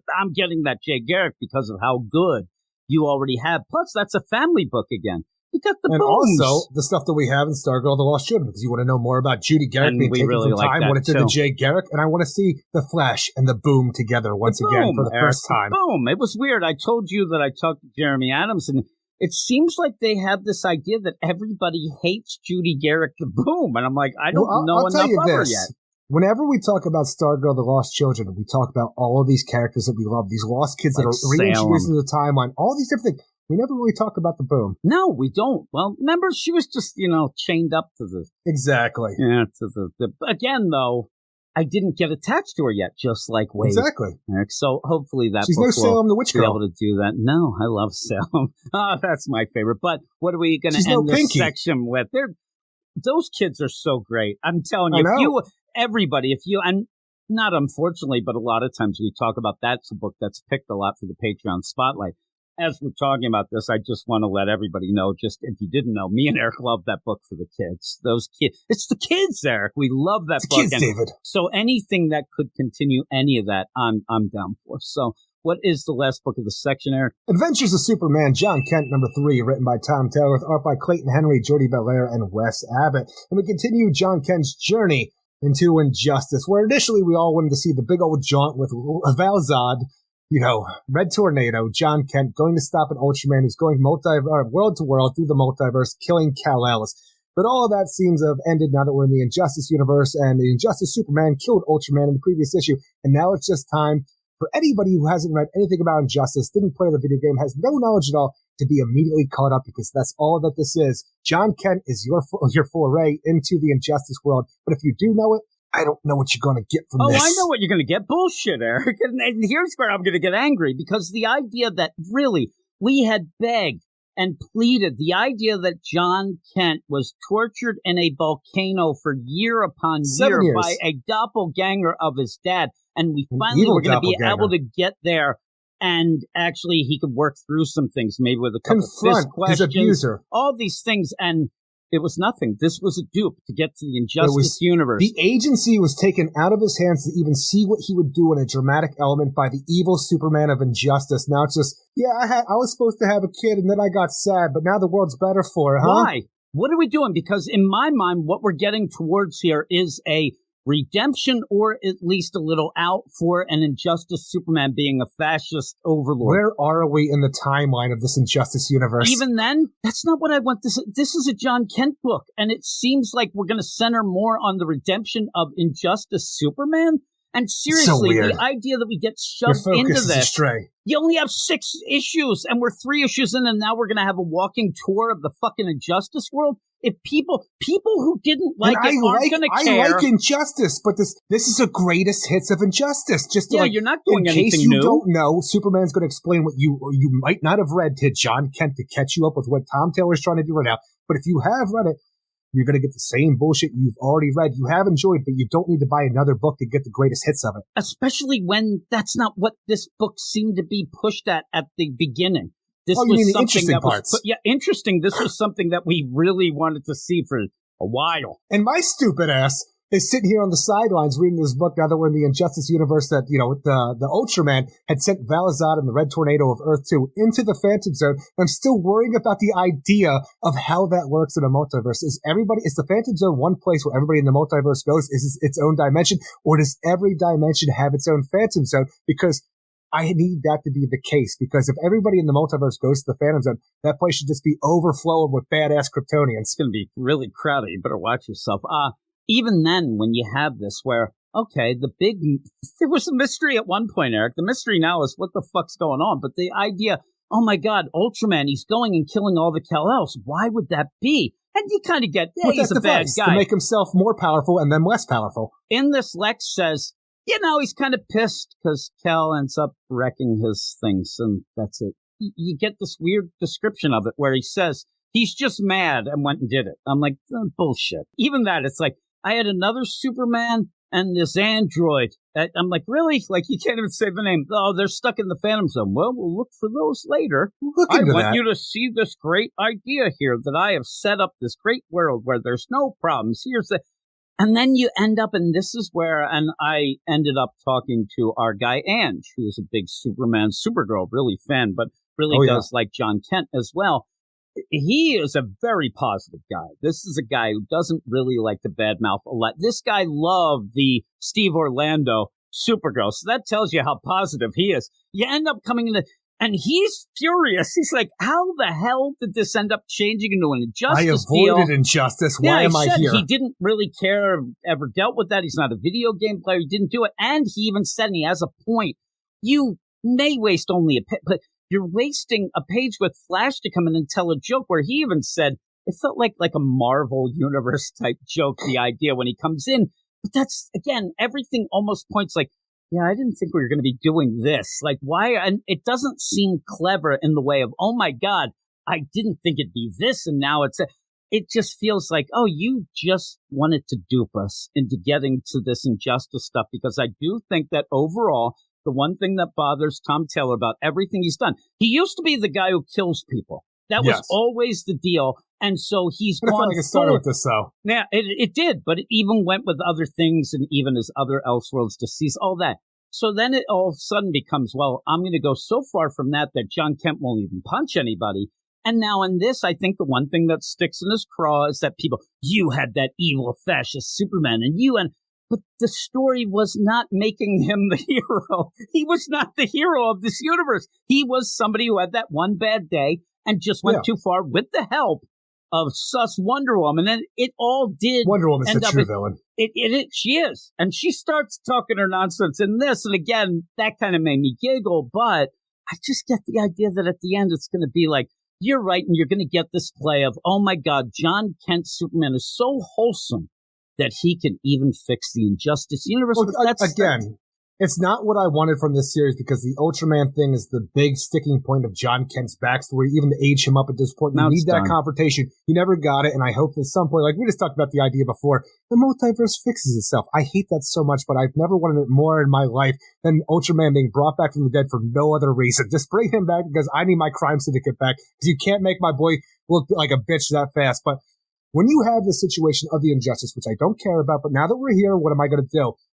Having Jon Kent seeing this mirror image, and not completely like a mirror like an Earth 3, but the idea of seeing his father in a bad light, where his father, because the one good point here, he says, I asked my father once why he didn't do more. And then, Injustice Superman's like, well, we didn't want to, overstep our bounds, but I realized that I am who I am, so I am going to make things better here. And then the idea then that Jon Kent is going to go with everything he's learned from his world and his father and parents. He's going to see the people are afraid. This utopia that this Injustice Superman has promised, and says he has made over. it's not exactly what it is. And even to the point where you have a world where he goes to see his friend Damian Wayne, who's working with Superman, who's killed Dick Grayson. Batman's furious at this whole thing. All these little things, it could be really good, but the first part with Damian and Batman and like Superman explaining what's going on, and like even Damian how he's acting, it is just a way to catch you up with what's going on in these characters, and you don't get the drama of having these two who are super sons together in this weird parallel world. It's just, let me catch you up some more on this side of the Gotham City of Injustice. Yeah, and I think that it's going to end up where Damian ends up being a better guy because of John, but it really doesn't make sense with the story. Even now, shouldn't he be Nightwing at this point in time and not still Robin? Yeah, he should have been. And then you could have Dead Man Dick Grayson come and talk to John. I'm still waiting for that. Awesome. Like, there's some really cool stuff in it, but the more you add on, you're going to have to just explain shit. We're halfway through the series. There's not enough room. I do like the idea that John is going to have to confront this version of his father, even though we thought he had already like taken on the worst version of his father. Another bad version where he is stuck in a world that he still has to get his friends from Earth 2 out of. But this place is so afraid of this version of his father. What's he going to do? Thankfully, we have Lex Luthor, who's a good guy in this universe, who says, you're probably even more powerful than your old man. Well, everybody seems to say that everywhere. Yeah, you have that. So, and the idea that his electrical powers is something that he can, turn on almost like Superman in the New 52 with the solar flare, where you can turn all your power into one punch, something like that, where you can do this to almost take on the Injustice Superman, who was able to kill Ultraman with one snap of the neck. But it's just, you throw John at this, it's an interesting idea. Not what I wanted, but at least by the end it's interesting. I just wish I didn't have to wade through a backstory of what I've already read in Injustice to get to this point. And I even said before, and you won't get it, but the way that even Lex ends up explaining it, we're right back to John being Midoriya in the My Hero Academia with the One for All. That it's definitely, it's spot on from that. So that seemed a little odd. But again, I don't know why. Like, this almost feels like the idea that Tom Taylor said, hey, I know that everybody wants to get some resolution. If we're going to have an aged up John, which some people can accept, but if we are going to have that, at least let him work through the deal with Ultraman and go forward and whatnot. And then out of nowhere, we realize, oh my God, this is now just it's a personal circle jerk of... It's a personal redemption of Tom Taylor. We're reading Tom Taylor trying to redeem himself, and I don't know why I'm involved in it. And again, I loved Injustice. Some people hate it. Some people love it. I love it. For what it is, it's great. Because for me, if you do read the whole deal and read, especially the first 2 seasons, especially, you see that this wasn't just Superman saying, oh, I'm bad now, here we go. It was that journey to it, and the amount of times that he could have pulled back, but he couldn't. And then Batman should have. Wonder Woman whispering, and this and all that coming down to killing Oliver Queen. And just how all the characters work together in that too was just so well done in that. Yeah, it was. And I thought that was really, really good. And that, again, you had a digital first set up to a video game that was unheard of to get something that good. It really, I mean, you ended up doing a little of that Mortal Kombat deal. I ended up reviewing one of the worst things. There was this Crisis on Infinite Earths type game that was like a strategy that other game. Yeah, it was bad. And they made, it was fucking terrible. Sucked. And so this was a really good comic that gave you that. Because back in the New 52 time, we had a new digital title, not new, but like a new issue of a digital title every day of the week. Smallville, that was really good. You had Smallville, you had even what was the other one? Was it a Green Lantern one that they had? Or was it Teen Titans? I forget the other Smallville tie-in was that we had. Well, you had Teen Titans. Smallville ended up having different seasons. So you'd have season 11, and then it went on and had the one with the... And then you even had stuff like, at one point, Vampire Academy or whatever that one. But this, Injustice, was the shining beacon of all of those. It was. Now, I really did like Batman Beyond 2.0. And I know if Mark's listening, he'll like that. And they even had the Justice. That was with Dick Grayson being the mentor in that, right? Yeah, and that was really good. Yeah. But this was the this is the one that kept going. It kept going. And seriously, everybody who didn't like it, I just want to let you know, Tom Taylor did not invent the evil Superman. No. That was not the case. You had that, a comic to a tie-in video game, but you had it all these other places as well. But yet, it's still being because it was that good. And to me, it's funny because I'm yelling about stuff that you were saying in the Chip Zdarsky Batman. Why are you ruining the thing I love? And I told you I don't give a shit about that. This I actually do kind of, because when you get into this, you're doing something you don't need to do in universe. You're just doing it for yourself. It seems like like you said, it's not the redemption of evil Superman. It's the masturbatory redemption of him. So that later, when someone, he's the one that made the fascist Superman. Well, it made sense of the story. No, I made that better. Fuck that. I don't know why. And you're doing it on our dime. That's the weirdest part of it. And you tricked me and Eric. Me and Eric, bait and switch completely. Me and Eric are naive. We don't know this shit. We had no idea that Bernard came into town. I don't give a shit about any of this. I just heard Ultraman. And that's what I was here for. The explanation that is just shoved aside by Lex, because you end up, I don't understand why Ultraman was doing that. Well, he's kind of upset that all the cows ended up, ruining his day. So he ended up, that must have been it. Okay. Let's go. We have that throughout, even in the first issue. That's something I complained about, the idea of the so-called device that Ultraman had that depowered other, Kal-Els that he was able to kill that. I'm like, we're never going to find out about this device. It's just there for, Ultraman to do what he's doing, and it's never going to be brought up again. And it hasn't. And here is the exact deal. You end up where Lex says, what did this Ultraman want? Why was he here? And you end up, John says, he was killing Kal-Els across the universe. Now, the question was asked by Lex, who then answers, he'd probably been thwarted so many times by Superman across parallel Earths that he felt he should act preemptively. The end. Ultraman, sayonara, sucker. Everything that we wanted with this idea of seeing, how emotional could that have been? And now we're already in the Injustice deal, and you see such Superman is so concerned of not showing the shit that's been going on. I gotta show the good stuff to little John. You didn't even get the emotional deal with it. It felt very cold and, hey, you can go around. I don't think that's a good idea. I'm like, shut up, Wonder Woman, you bitch. I'm telling you, she is the worst. She is. But again, I think that the problem is that you're having we think that this is him redeeming himself. So you're not going to show all of it. It's just going to end up being, oh my God, John's the shining light in all the multiverse. And he a weird can point in Injustice. And this Flash is all this stuff. I don't get it.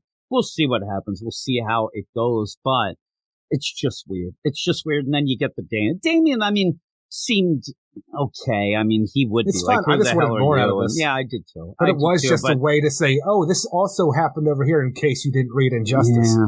I just wanted more Ultraman. Which is a weird point, because when we talk about my score, it's not too terribly low for me having to reread stuff I already know about this, because I understand that this is meant for people as well who didn't read Injustice, who need to be caught up. Yeah, but that's the weirdest play.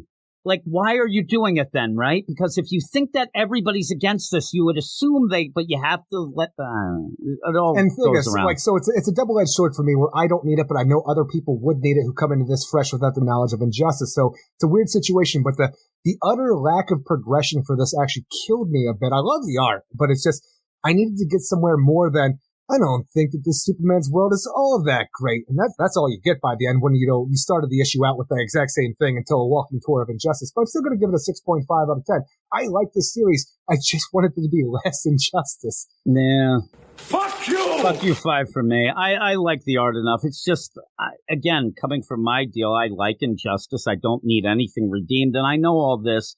That's just me, though. I understand what you're saying. You do have to catch people up. But again, it's like a dog chasing its tail. The idea of... Hilarious. That is pretty funny. And then you get a light and the cat's going Sit after down, that. Tommy. You have just a whole circus going on in your house. I suggest it. But the idea of, okay, I want to redeem something because people are giving me shit about it, but now I'm going to... Because the people who That's what hate... it feels like. I don't know that for certain, It does feel like that. And again, until we see otherwise, it really does point to that. But the people who don't like Tom Taylor aren't reading Jon Kent. They don't give a shit about him or Tom Taylor and don't like Injustice. All this, I don't know why we're stuck on this dog chasing its tail around, because I did like Injustice. I wanted a story out of this. I thought we were getting that would be a good closure bit for John. Then we're suddenly thrown in a world he knows nothing about. To just, I don't know. It's just bullshit, but I'm giving it a fuck you 5 because it just irritated me the whole time. But with that, that's the end. I'll probably use that soundbite a couple more times tonight. But we have 2 more books.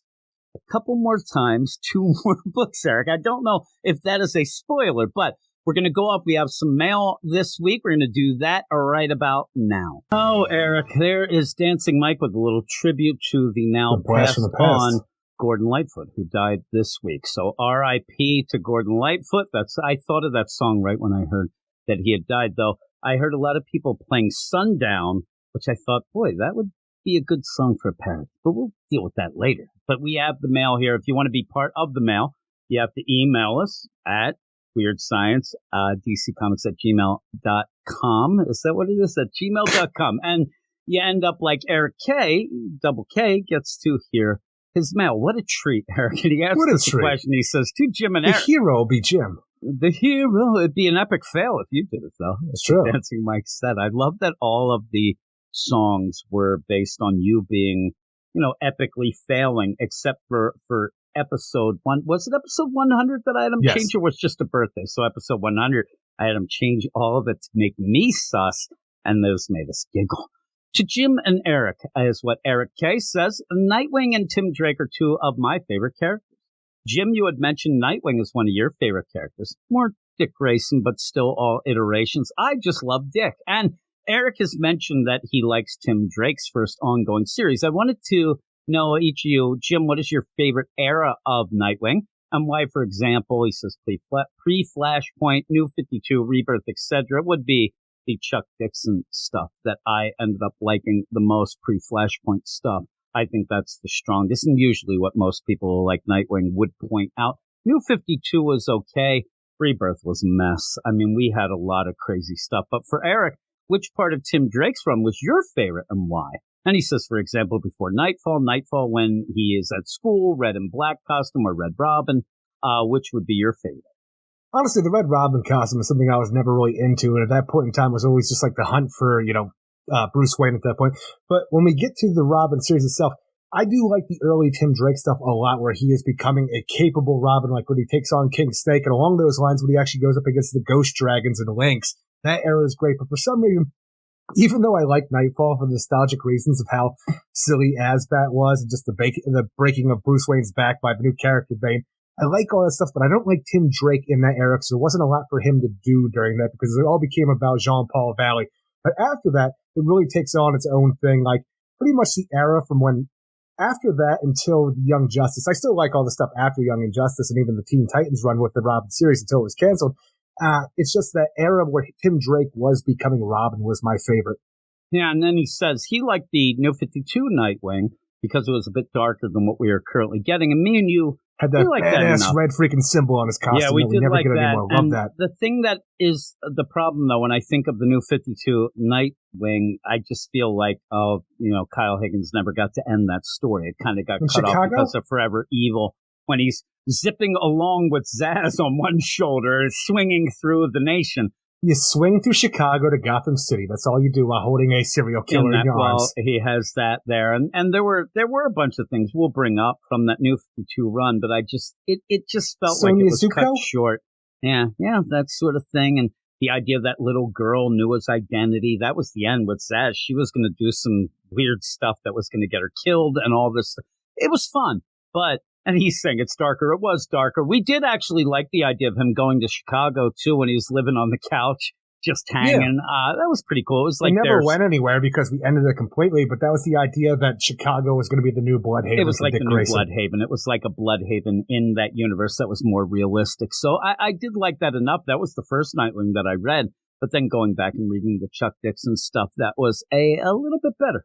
Just a tiny bit. And now, again, the whole Rebirth deal where we had, Tim Seeley, and then you had the stuff with Sam Ben Humphries. Percy, and Ben Percy quit because of the whole Rick Grayson. Then we had Sam Humphrey, and it just got all convoluted. It was nonsense. Told you, some people like that Sam Humphries nonsense. Some people like that and Sam Humphries Harley. I hated both, Eric. I didn't like that guy. And he disappeared, right? Remember he was on that TV show thing he ain't doing shit. Have we said his name on this podcast in the last year or so? I'm not saying, I have no idea what the guy's up to. When you say he disappeared, I'm like, is he going to be okay? No, he might be. I don't think he's doing anything right now. I haven't read anything or seen anything even out there by him in a couple of years. And he was on that DC Infinite TV show thing that they had, that kind of fluff piece TV show thing. Oh, right. And then when that ended, I have not heard hide or hair of him, but that's fine with me. I thought that he was terrible. But Yeah, the whole idea also goes on and says that, as for Tim Drake, I really enjoyed the time period when he first joins Batman and up to Nightfall, but I did enjoy him in Detective Comics Rebirth as one of the main characters because he seems to have progressed as a character and get aged up to an adult.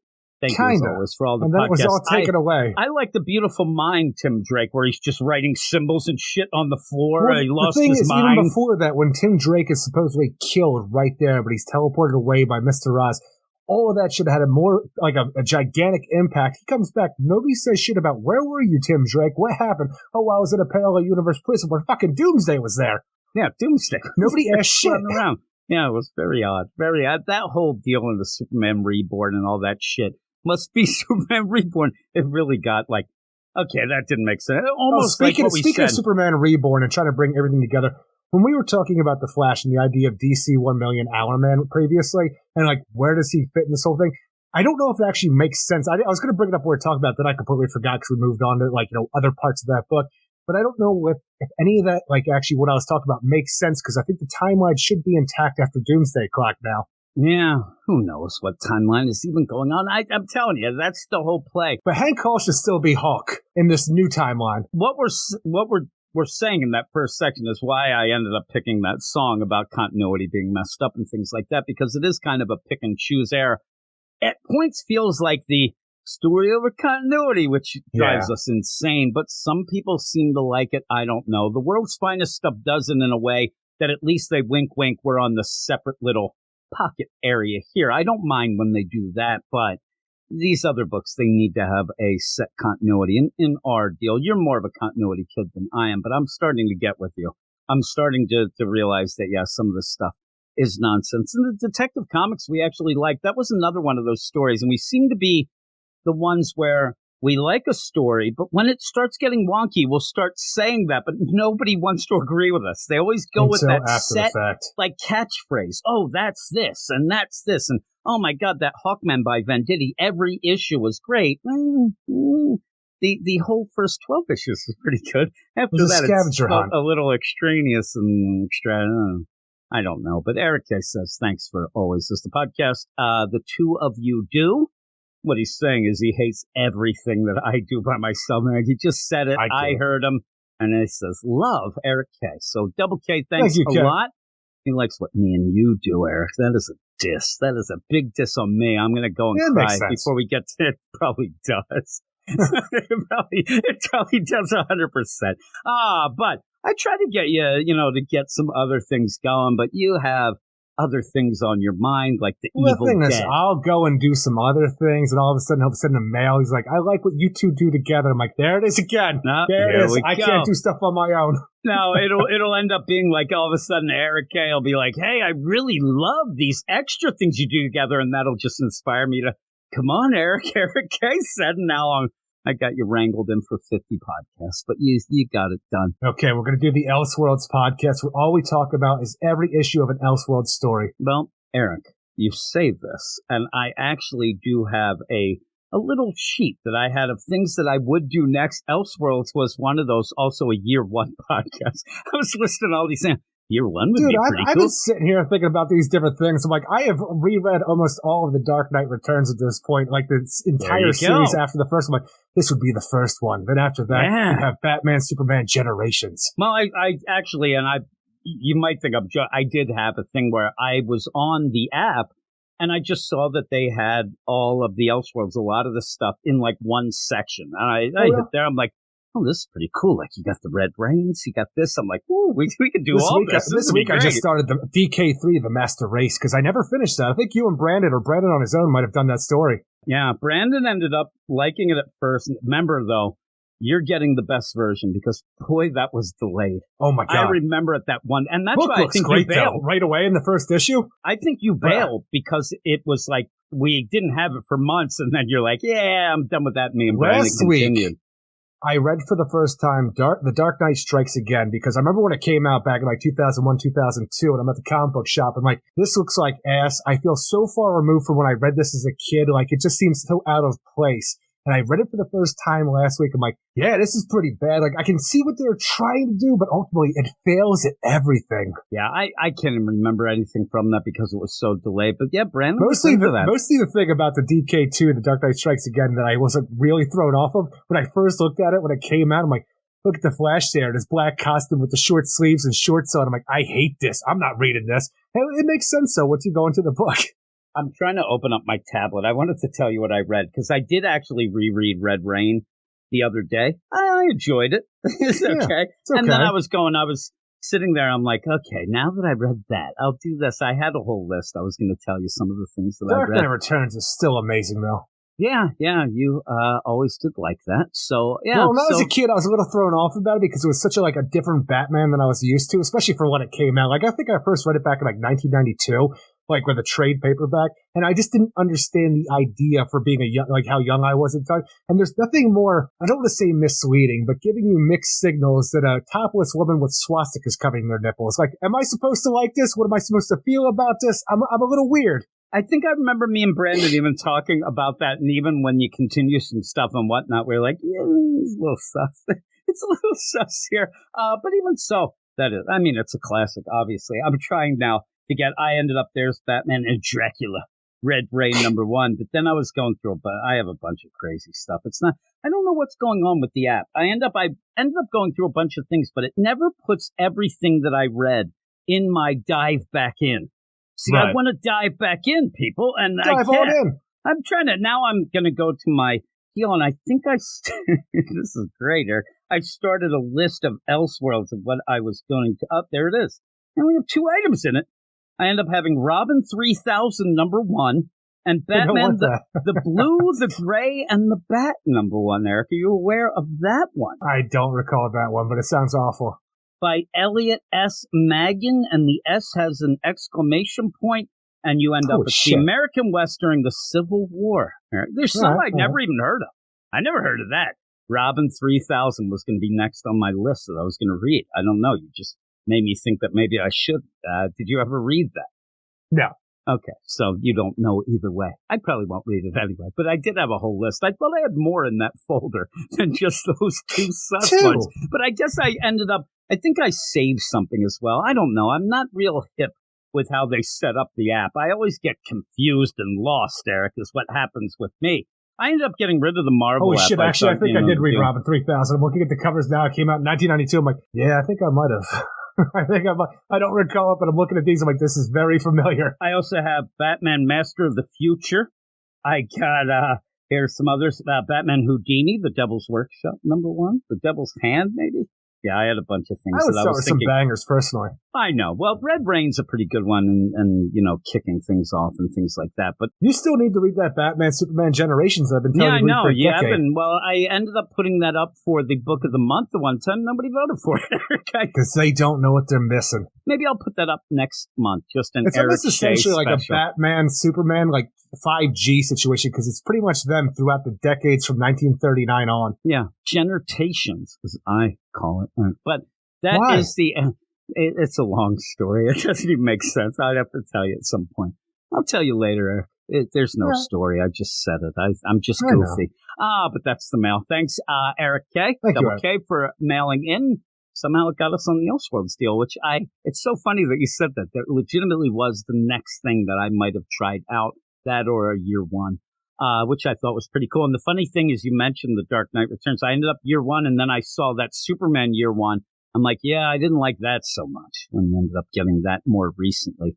That was bull crap. Batman Year One's a banger. Yeah, that is. But the Superman, the Frank Miller one with John Romita Jr., I'm not a big fan. Not a big fan. I'm trying to remember if I like Green Arrow Year One or not. I actually did like that a lot. Actually, I think that that's a really cool Year One. I believe if what I'm thinking is the Andy Diggle one, I really did like that. But all in all, yeah, maybe it'll happen. Maybe it'll happen sometime soon with me and Eric. You already did say you're going to do it, so you're in. But that is the mail. We're going to go up. We have 2 more books left. I hope that we have some fun with them, Eric. I hear that we might try to have fun with these things, but we'll be back in just a second. Here we are with the last 2 books, and what that song tells me every single time, Eric, is that your dad is dead. There you go. Aww. Your dad is dead. I don't know if you know this, Eric, but that's what the song tells me. we're here with two books, and maybe my enthusiasm will be dead. That's the tie-in. It's all synergy, it is. God, it's mean-spirited. These are books that I haven't really liked for a while now, kind of like Eric. See, I'm just going to be mean-spirited now. But you have these both, and it's kind of a neat little theme here. The neat little theme is that good old Eric over here, who doesn't really like to have fun, really did try to give these books the benefit of the doubt. I do with everything. I know. But what you end up showing all of us is that you end up not liking change. You don't like to drop a book, even though you say you'll give it 3 issues, and if it's not really great, that is a lie. We saw with New 52 World's Finest. It always comes down to that. And when I lose my mind, each issue you keep... This happened with Mariko Tamaki and that stupid tower deal as well. I always wait for that point where you have finally had enough. And when you've had enough, then I realize that shit has really gone wrong.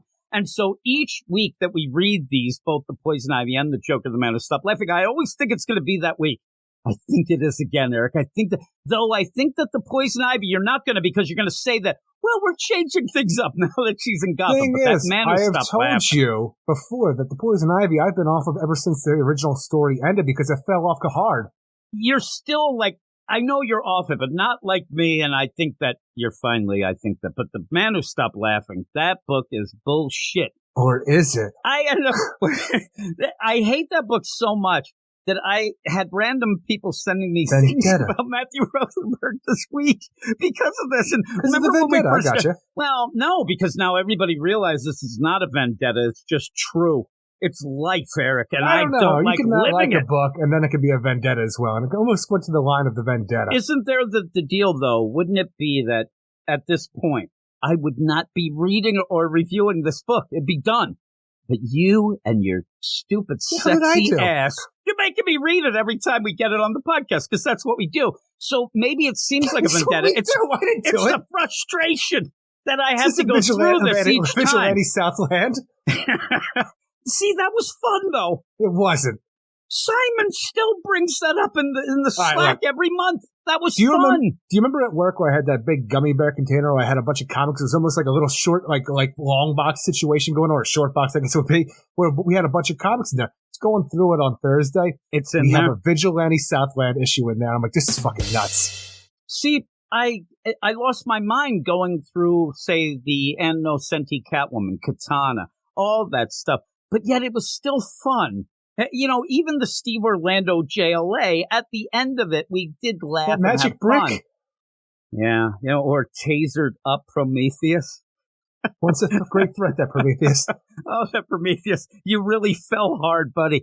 But I don't know, this Poison Ivy and then this Joker, the Man Who Stopped Laughing. I'm starting to think that old Dad Nation is right, but look, I will tell you this, as a spoiler situation, we have 2 books left. One is Poison Ivy and one is The Joker, the Man Who Stopped Laughing.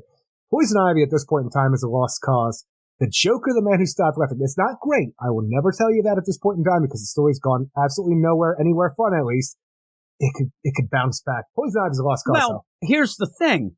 Why couldn't it bounce back? It hasn't told a damn story yet. So obviously It can bounce back, but we get to this point. Jim. Again, you cracked the code. It could bounce back. You're right. Oh my God, it's not a vendetta. Oh, it could bounce back, but right now it's bouncing right in my fucking face. And it infuriates me that I think that people are going to, but now we say this, and when I look and we talk about reviews and things like that, there's the standard reviews for that book, but only one, count it, Eric, one user review. Everybody has bailed on that book. Nobody is reading that Joker. Until it bounces back.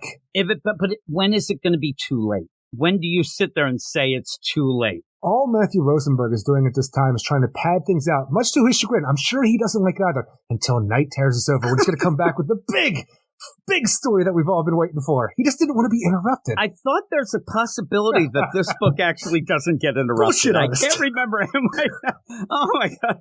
It is crazy. Like, at one point, he should just end up coming out and saying, listen, everybody, forget about that stuff. We're going to start now. I don't get it. I don't get it. But we're not going to start with that. We're going to start with the other book. Like you said, it is a bit of a lost cause. It is.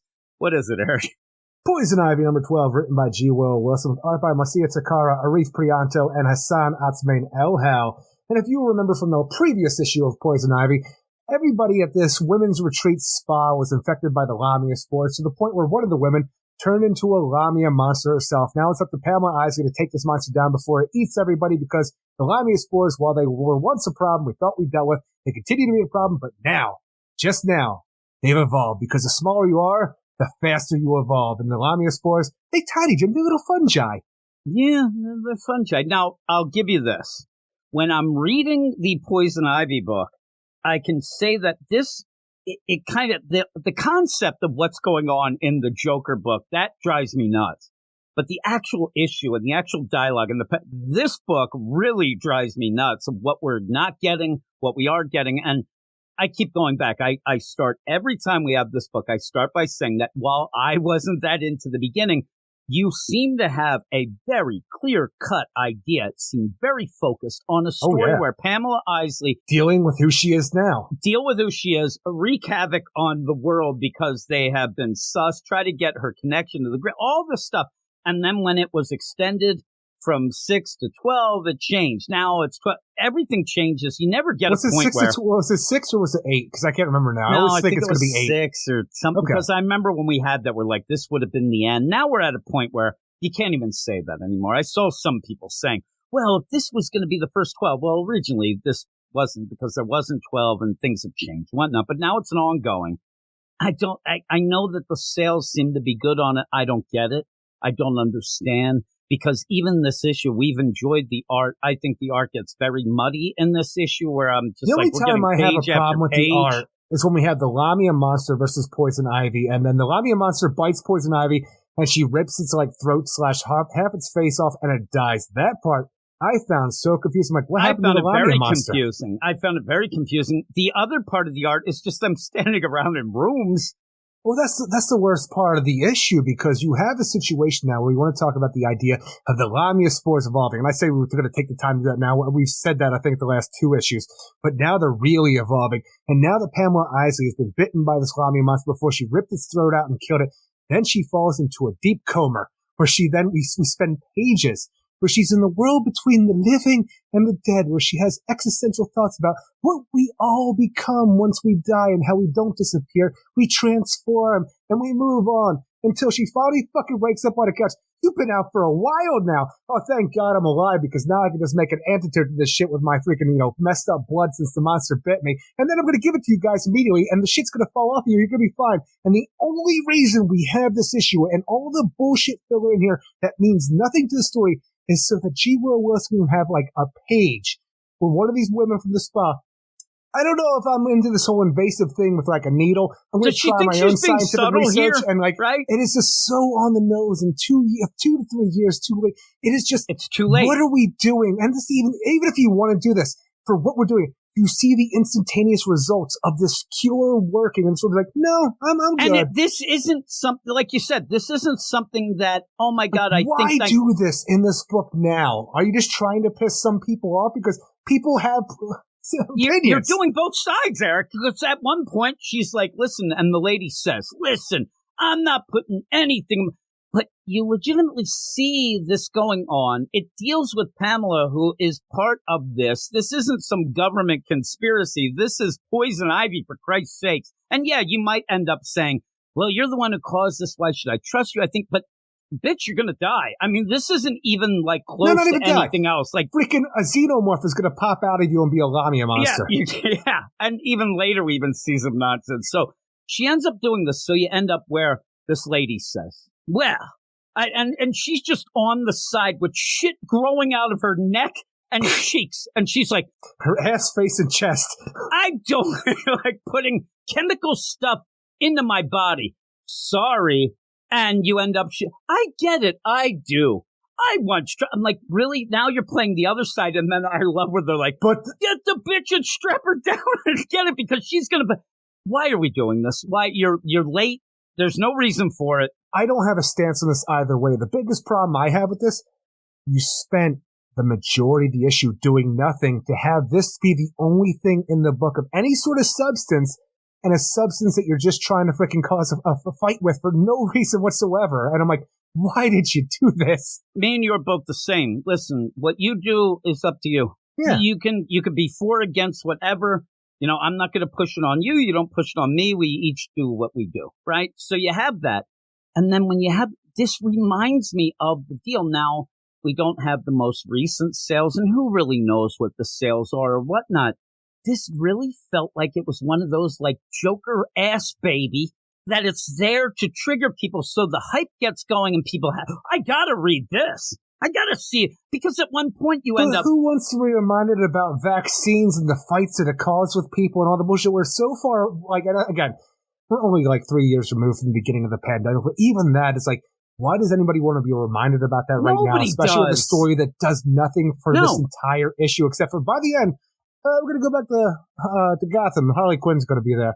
These are the only things that the issue does, and I don't know why, because even this the issue Harley is a thing, bunch of shit. It just feels out of place for what we're doing. No, and again, you go and you can't just let her walk out of here with that stuff inside her. Tired of the chair. What are you doing? No, we cannot do that. I will not violate her like that. I know how it feels, and I can. I'm like, go fuck yourself. I don't even really know the idea because you are an eco warrior. I don't want to say terrorist, but you felt like you've moved on from this point in time. You've spent your entire life believing in something so hard, wholeheartedly, that you're willing to murder other people for it. Now you know a Lamia monster will crawl out of this woman and murder kill anybody near them and pass it on like they're cordyceps from The Last of Us. And this is what the world's going to become. You're going to do this. I don't care if fucking 20 years ago Jason Woodrow did something to you that you just recently brought up. This is not your character. And here's the thing. What you'd usually have and what I would have expected is they're there.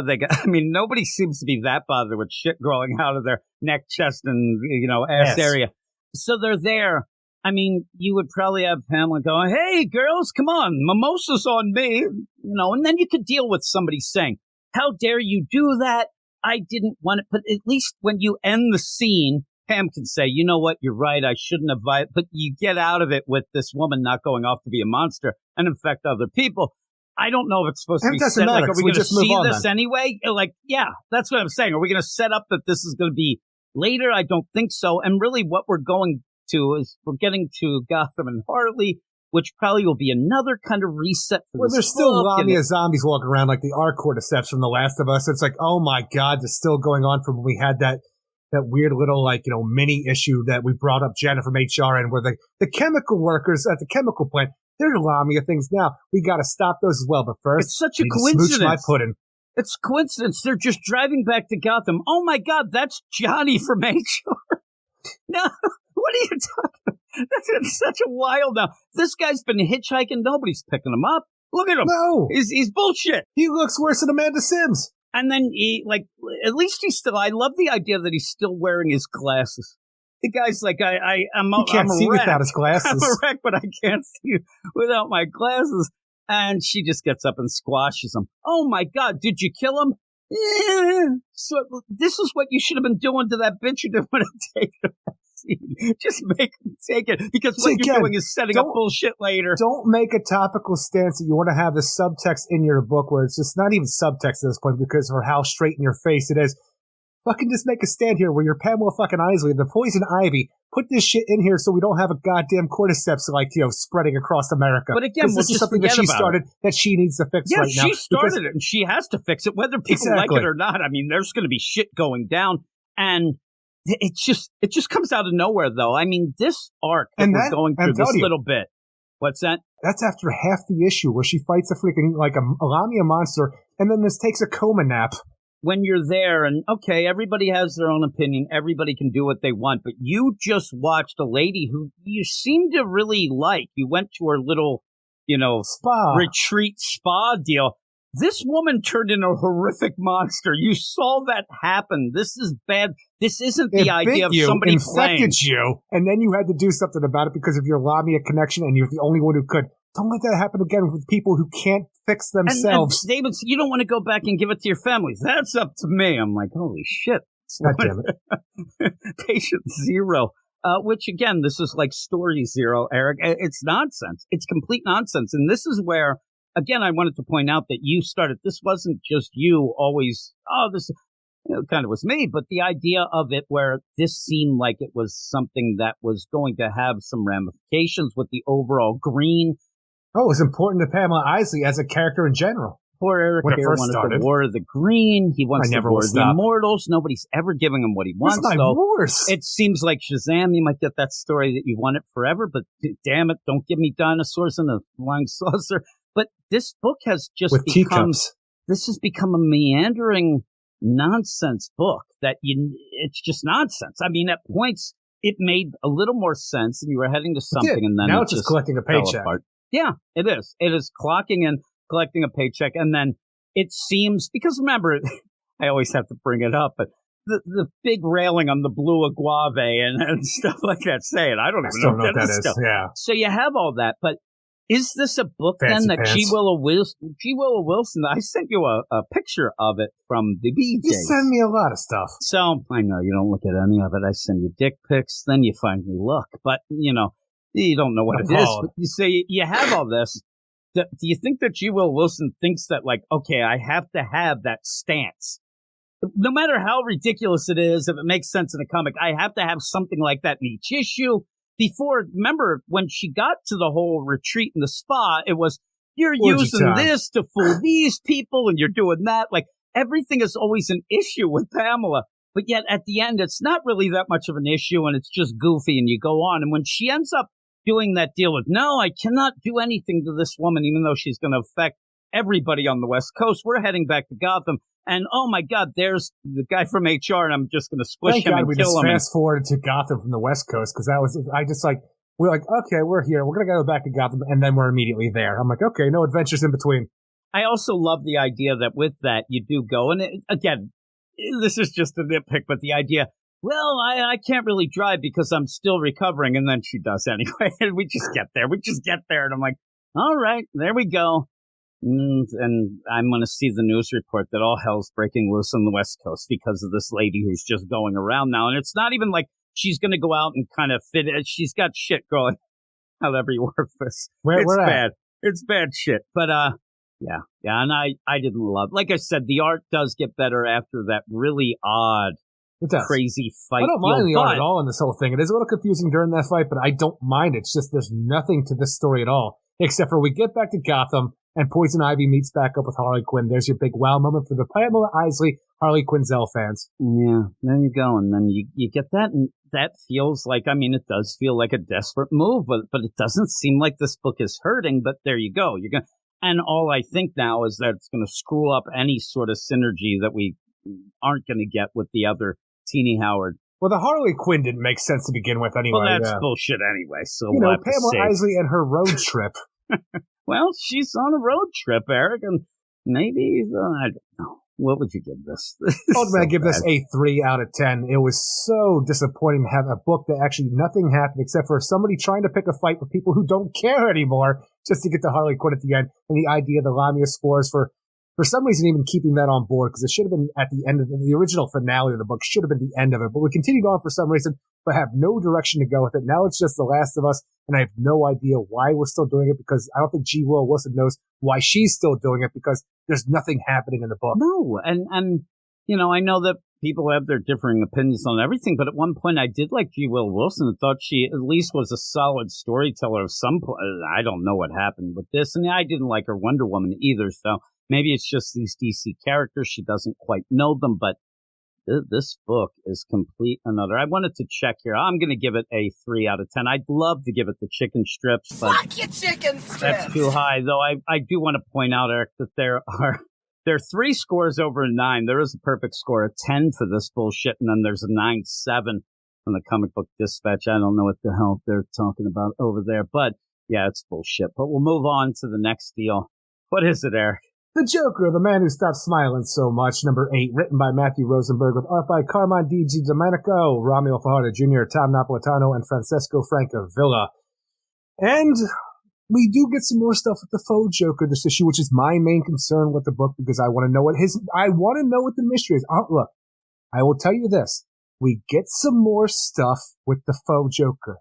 That's is it the all faux I'm Joker? saying right now. Yes, is it's the it faux Joker. We don't yes, know if it is. I think that's the twist. I said it from the get-go that the faux Joker is not the faux Joker. That's going to be the real Joker. We'll see how we get there. What we get with the faux Joker, though, who's being nursed back to health by Solomon Grundy in the sewers, is Solomon Grundy went and got his ass kicked by Killer Croc, which I would have loved to see in that fight because that's one of those epic fucking battles of the century right there. Somehow Solomon Grundy, undead monster he is, gets his ass kicked, and the faux Joker takes umbrance to this and decides, I'm going to go and get that goddamn Killer Croc because why not? We need to pad this book out with nothing that's any substance at all for until Night Terrace is all I'm going to say.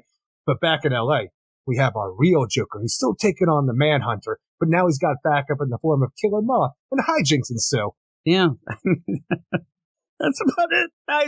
The thing is, like, just say I'm writing a book and, oh my God, there's Eric got killed by somebody with a switchblade in his back. Oh God, don't be a prophecy guy. Me just keep mentioning that each prophecy issue guy. is that doesn't make that progression. I mean, like, here's what we get here. I'm not the fake Joker. He is. Hey, I got to get back to Gotham to get that fake Joker.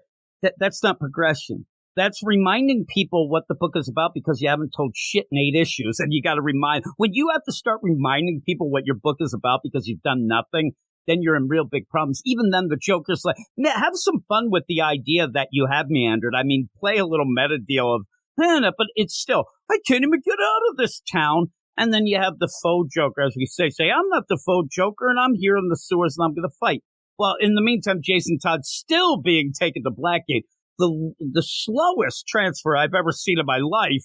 I'm trying to figure out the timeline of events going on here because we know we're at on our trip to LA, I think we had like an hour or something like that to try to get there. And it was going to be impossible because we had to go to LAX and nobody ever fucking gets out of LAX. But Jason Todd was arrested for, this brandishing a gun, but he thought he killed the Joker, which was actually Clayface in disguise. So he has no idea what he's just brandishing a gun at this point and being probably wanted Red Hood, outlaw that he is. But back in the sewer with faux Joker is being nursed back to health with Solomon Grundy, when we see him take his, bandages off, he's got a full head of hair again. I'm like, why did we change the way he looks so he looks more like the actual Joker? Before he had his head shaved to have that brain surgery to get the bullet out of his head, and now he just has a full head of hair. I'm like, how much time has passed in the sewer?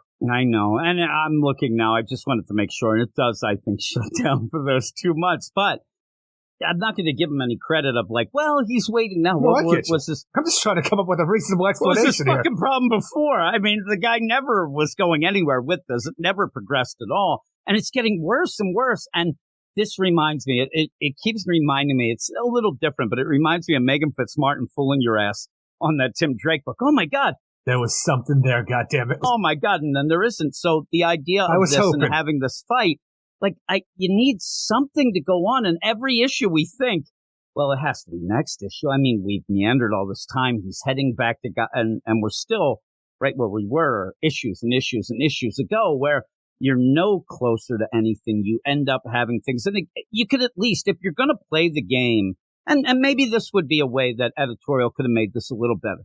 If you're going to play the game of the Joker and you don't want to reveal things and it's a real slow burn, then the other part of the story, the Jason Todd part, that has to do something. You have to get something out of each issue, and maybe you could get but that's meandering too. It's like doing nothing.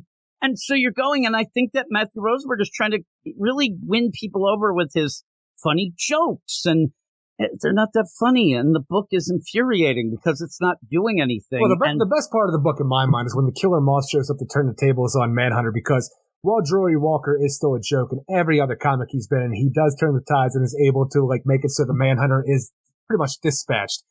But we have the idea that such a weird concept because Drury Walker, he was hired by the Joker to give misinformation, which got him stabbed by Jason Todd. So he's pissed. And in that timeline of events, man, I'm mad that I took that money from the Joker because the Red Hood beat the ever-loving shit out of me and he even stabbed my ass. I'm going to get on a plane and fly to San Diego for some reason, but they're not going to land there. So he's pissed off. So he jumped out to go to LA. And I'm pretty sure he said he was supposed to land at San Diego. I just don't know why you go out of your way when you're supposed to go to LA to see the Joker who you're pissed at. They diverted the plane is what happened. Okay, they were going to land in that's LA what it and was. Remember, shit was blowing up. They were going to land in LA and they were going to divert to San Diego. Okay, now that makes sense. Okay. So he jumped out. He's doing some Killer Moth stuff. So now the idea is that Killer Moth is even though he's pissed at the real Joker, he's going to continue to work for him because the Joker's like, look, you take my ass back to Gotham. We're going to kill the real Joker. There's not enough money in the world to do that, Joker. I'll give you $2 million. All right. I like that little just turn of events right there because you have the badass like Killer Moth out of nowhere. He's really cool here because I think he's a character that should be, even though he looks goofy. But he just jumps right back into he's going to get his ass kicked. He might even get killed in this series for all I know, for how little anybody cares about the Killer Moth. But him being in this with the real Joker, making their way back to Gotham to kill the faux Joker, it's my favorite part of the book. Fuck you! I don't want to say it myself, Eric, because now we got in that argument the last time. Now you have to giggle so I don't get mad. But the idea of this is, again, we have yet another issue where you're telling me that the best part is a character that is not the Joker in a Joker with book. The Joker. Yeah, but it's still the same thing. Before we thought that meant that we're not getting shit about the Joker. That's what the book's about. People buying it aren't here for... and the Joker's talking to Killer Moth about getting his ass back to Gotham to kill the faux Joker. If this was the third issue, I'd say, okay, this is the 8th issue, and we keep saying, oh, it's pretty cool that we have Manhunter here. Oh, it's pretty cool that you're doing nothing at all with this book. This guy, I hope that he's not getting paid a lot for this. This book is $6.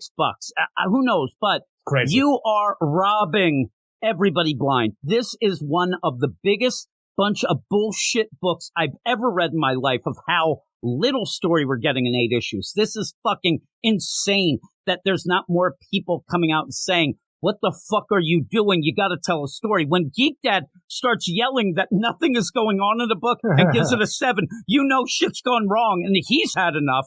And it's just, I can't take it. I can't take the idea that you're just meandering, because now you would guess that this road trip, like you said with the Poison Ivy, that was good. I don't think it's going to be that quick. I think we're going to have little things with them. I don't need issue after issue. Please, I hope that they get to Gotham and we solve something. But again, I said to you, what happens when we find out faux Joker's faux Joker? And what does the series do then? The series always felt like it should have been a maxi, mini, whatever. Oh, I agree. That would have a specific end. But when you set up a book like this, that seems like if you end up, it's like we said with Ram V almost, if you end up solving the mystery, then what do you do? Because the book might be over then. So it really feels that way. I don't think that that's quite it. But what do you do when you end up, when you end up where you figure this out, then you don't have anything to go? Because I think we're going to end up where, okay, we're going to play the game. Which is the faux Joker? I bet you there's going to be a twist coming up that it looks like the tables have turned. Then you'll be... I just don't see I still feel like this book is going to end at 12, even though they never said it's supposed to go. I wish it would. I wish it would have ended at 2. But you're ending up, if you're going to, then I would think like, okay, if that's it's like the last Joker ongoing, that never had like extensive legs either for what it was trying to do. And it kept going. And remember when I said they're not going to, but then we get this. But the weird play is, I think DC should maybe learn from some of this case, but I think this book would have been a lot better if it would have been, say, a 10-issue maxi series, a 12-issue. At least you have, at least you have a begin.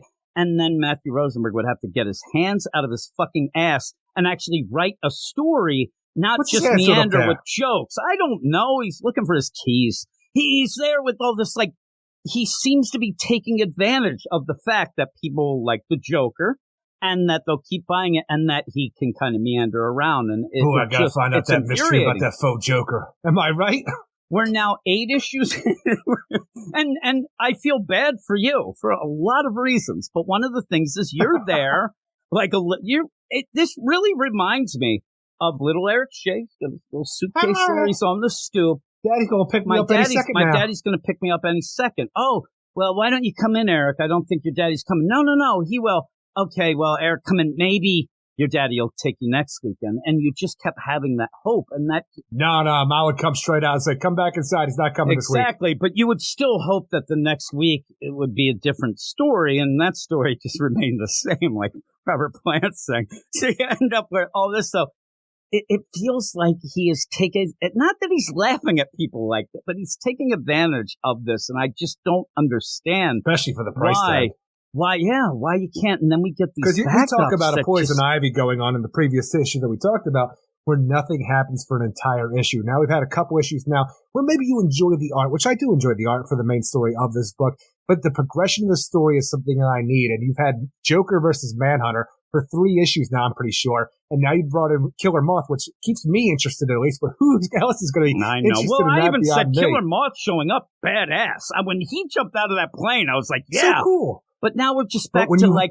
When you get to the faux Joker stuff, it's just the faux Joker taking on Killer Croc for no real specific reason, doing nothing with that character or his story, just filling page space with some badass fight scenes. But all I really want to see is Killer Croc versus Solomon Grundy. Yeah, I want Solomon Grundy to open up a little more. Killer Croc come in and they all work together to figure out what's... I don't know. I'm telling you, the Joker comes back with Killer Moth and he's going to try to execute the faux Joker, and all of a sudden faux Joker has Killer Croc and Solomon Grundy and having his back. I'm like, that's a badass thing right there. That's badass, but then we'll just get an issue of them fighting. I need something. And Jason Todd. More Manhunter, I got you. How much are we meandering with that? It's like, each issue, it's like, we're going to take you to Blackgate. You're going to get killed.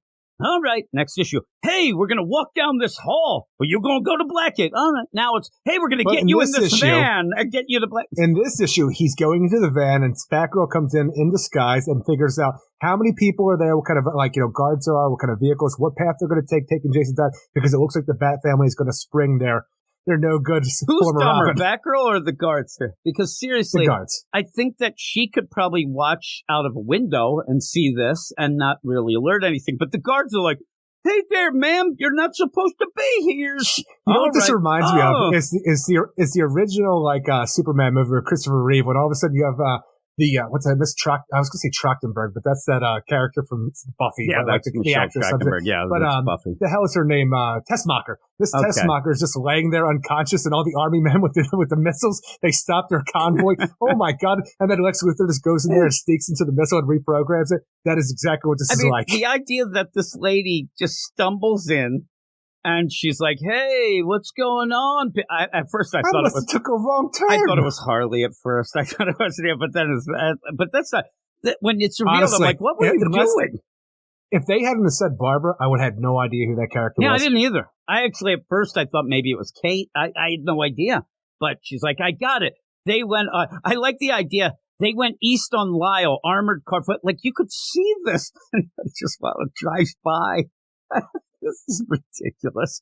Now, do you think it's going to be Batman who actually does something here? No. Or is it some other part of the Bat family who feels like, we got to save Jason? Batman is just too easily done then. I think this will be Batgirls, probably, maybe even Batwoman. Maybe Tim Drake. I don't know. I don't know. Maybe even Roy Harper. I mean, if we end up going with the idea, I would think that, remember, Stephanie was down with Jason when they had the Task Force Z stuff. Remember, she was kind of down, so I would expect her. That makes sense.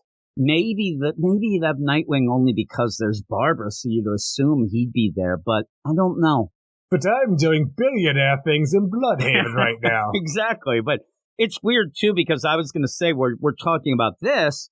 It's weird, like you almost figure that what they're going to do, and this is a weird little side turn because I thought what was going to happen. Killer Moth wants to break out Jason Todd because how dare they get him when I want revenge for him stabbing me. We do this, but once you throw the Bat family in, if Batman's there, then that throws a wrench into a lot of the shit that's going on in this book. Batman there is too big for faux Jokers. You're right. Joker. We need more punchline. Maybe. I don't know. The Royal Flush Gang shows up, and actually, I just got word. You can flush this. Just got word, Eric. It's Punchline's Phase 4. Is what she said. We skipped right over Phase 3 because of how big Phase 4 is. It's actually like World War VIII. We skipped all the other shit. We're right. I don't know. It's just when I'm there, and then you end up having gags like, "Hey, there's that guy." And nobody seems to know the Joker, though they should, it's and the he's jokester everywhere. Guy. It's the jokester guy. Can I have your autograph? Yeah, I'm going to give it to you on this grenade. Here, kids. Here you go. Yeah, them kids are dead. Yeah, Kate's there to yell and knock that thing. Yeah, she don't do nothing. Why? Everybody's dead. What is going on?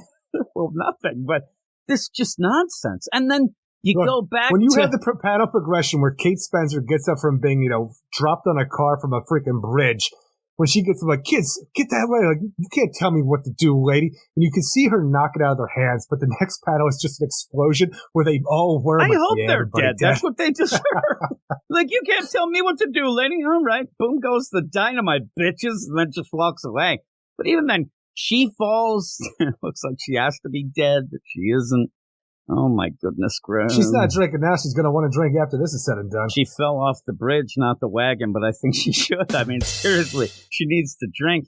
And then you got the whole deal of Mr. Waffles. Mr. Waffles, he desperately wants that to be like his type, man. But he's bullshit. It's nothing. It's nothing like that. That's like Mr. the things Waffles. That you like about this book. He's every funny. Time. Mr. Waffles and fucking any other guest star. This book sucks shit. I like the faux Joker. Yeah, fuck that. Fuck you. I'm telling you. And then you get a backup. And again, this story that I did not care for enough. And our front up, heads and shoulders above the backup. And the nonsense that we do each and every issue this comes out. We're in our non-canonical, no reason for having backup to this story.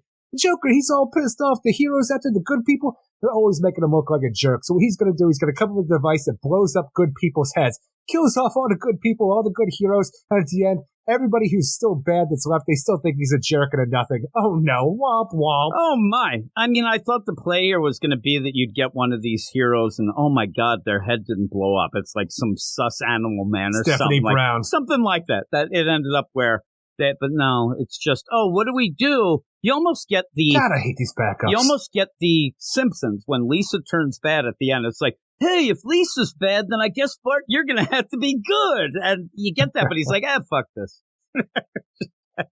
Oh, these backups are bullshit. But so is the book. Oh, my God, this book sucks. But I love you for making me read it. Thank you. Thank you so much. You're welcome. Thank you so much. What would you give it? Ultimately, this is a disappointing issue because I desperately wanted to get out of the LA stuff with the Joker because it's the worst part of the book so far. But then we doubled down. Thankfully, we have Killer Moth show up. It's like, it brings some fun to it that I enjoy. It doesn't do much for the story overall, except for now we're going to have a Joker Killer Moth road trip with Mr. Waffles, who might be a dead body. We don't know. But even the stuff that I look forward to in this book, the faux Joker, him versus Killer Croc for no real reason. It was just a padding to something that I didn't think I needed. The faux Joker looks like he grew all his hair back. I don't get that either.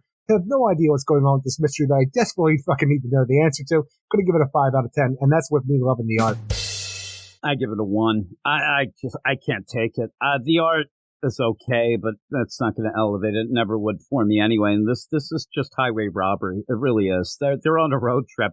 They're there with all the millions that they're counting from ripping people off. But I do believe that this book has pretty much fallen off the face of the earth for most people. And again, if you're in, maybe wait till the trade, read it in the app, something like that if you're that concerned. But I think that it almost, what's weird is you'll have things like this. Right now you have Zeb Wells. He was doing this nonsense over on the Spider-Man book, but he was doing other things. But you wanted to get back to, hey, we want to know the big mystery.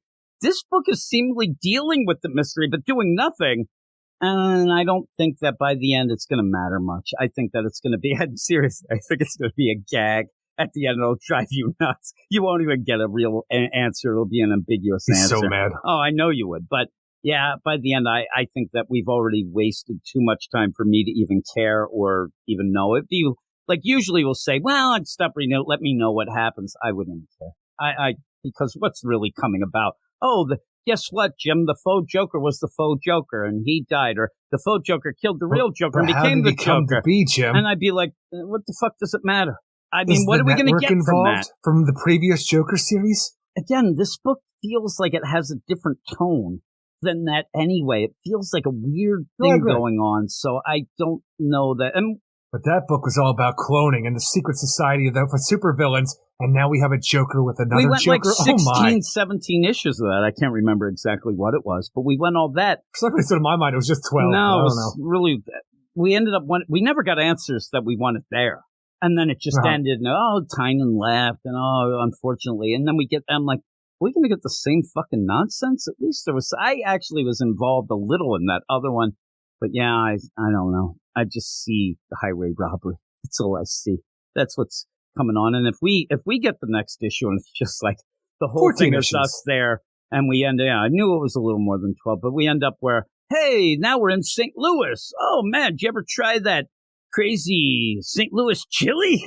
I don't eat that shit, but nothing like green arrows. 1 out of 10, Eric. I think it's just nonsense. But what is your book of the week? My book of the week is Shazam #1. That's mine as well. That was really good, and that ends up giving me hope for more of the Dawn of DC stuff. A lot of the stuff feels like a rebirth, and that did. And so maybe, and I know that a lot of people have been talking. Not the man who stopped smiling so much. No, I said it's Jimmy, the guy who stopped caring. It's what this book was about 3-4 issues ago. So maybe it's Jimmy, the guy who has a vendetta. I don't know. Did you see my name for the podcast last week that I had Ram V for Vendetta? I thought that was pretty cool. Nobody said anything. I don't think I did see Nobody that. said anything to me about it. I thought that it was I think I missed cool. it. Oh, didn't you? That was actually for you, just to make you giggle. Damn it. I thought that it was pretty good. But I can't say it again, and it doesn't work with Matthew Rosenberg, but I think it doesn't. Terrible. But what do we get? What do we get next week, Eric? Oh, what jewels will we get? Here we go. I gotta relax a little. I was giggling to myself. I laughed more about my own stupidity than I did at that stupid book. Batman Incorporated #8, a book that we have been more positive than some people have been. We're still involved in that. And again, that's a book Joker Incorporated. Maybe he'll have the faux Joker in that. Who knows? Ed Brisson jumps in. All of a sudden we have a road trip. Who knows? But we'll be doing that, and I think, we'll be getting more of the Joker Incorporated. We wanted to see Dusty some of that. Bronco killed the Man of Bats, Jim. Oh, Dusty Bronco. That sounds like a porn name if I ever heard one. Green Lantern #1. The book we've all these books kind of creep up on me like you in the middle of the night, and then you breathe on my neck, and it's like hot breath there. You need to start locking your door.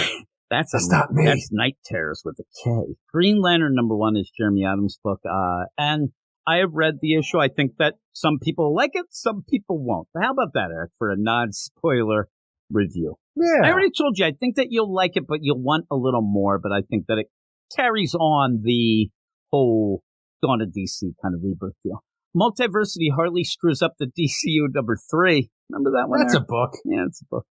Are they going to release #4 on the app and screw with my mind again, and I won't even know what book to go?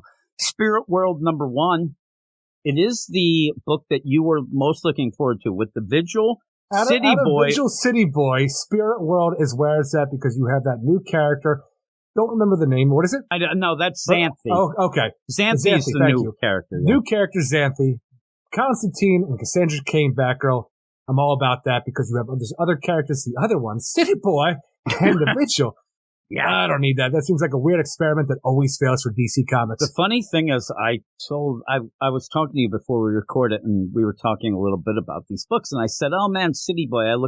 I did look through it, and I looked through it while talking to you. I think after the spotlight, there is a crazy guest star by the end of that freaking book, but that's for later. I'll remind you of that. But we have Stargirl: The Lost Children, #6, the finale of that. And I'll tell you, Eric, that ends with a very positive deal of wink, wink.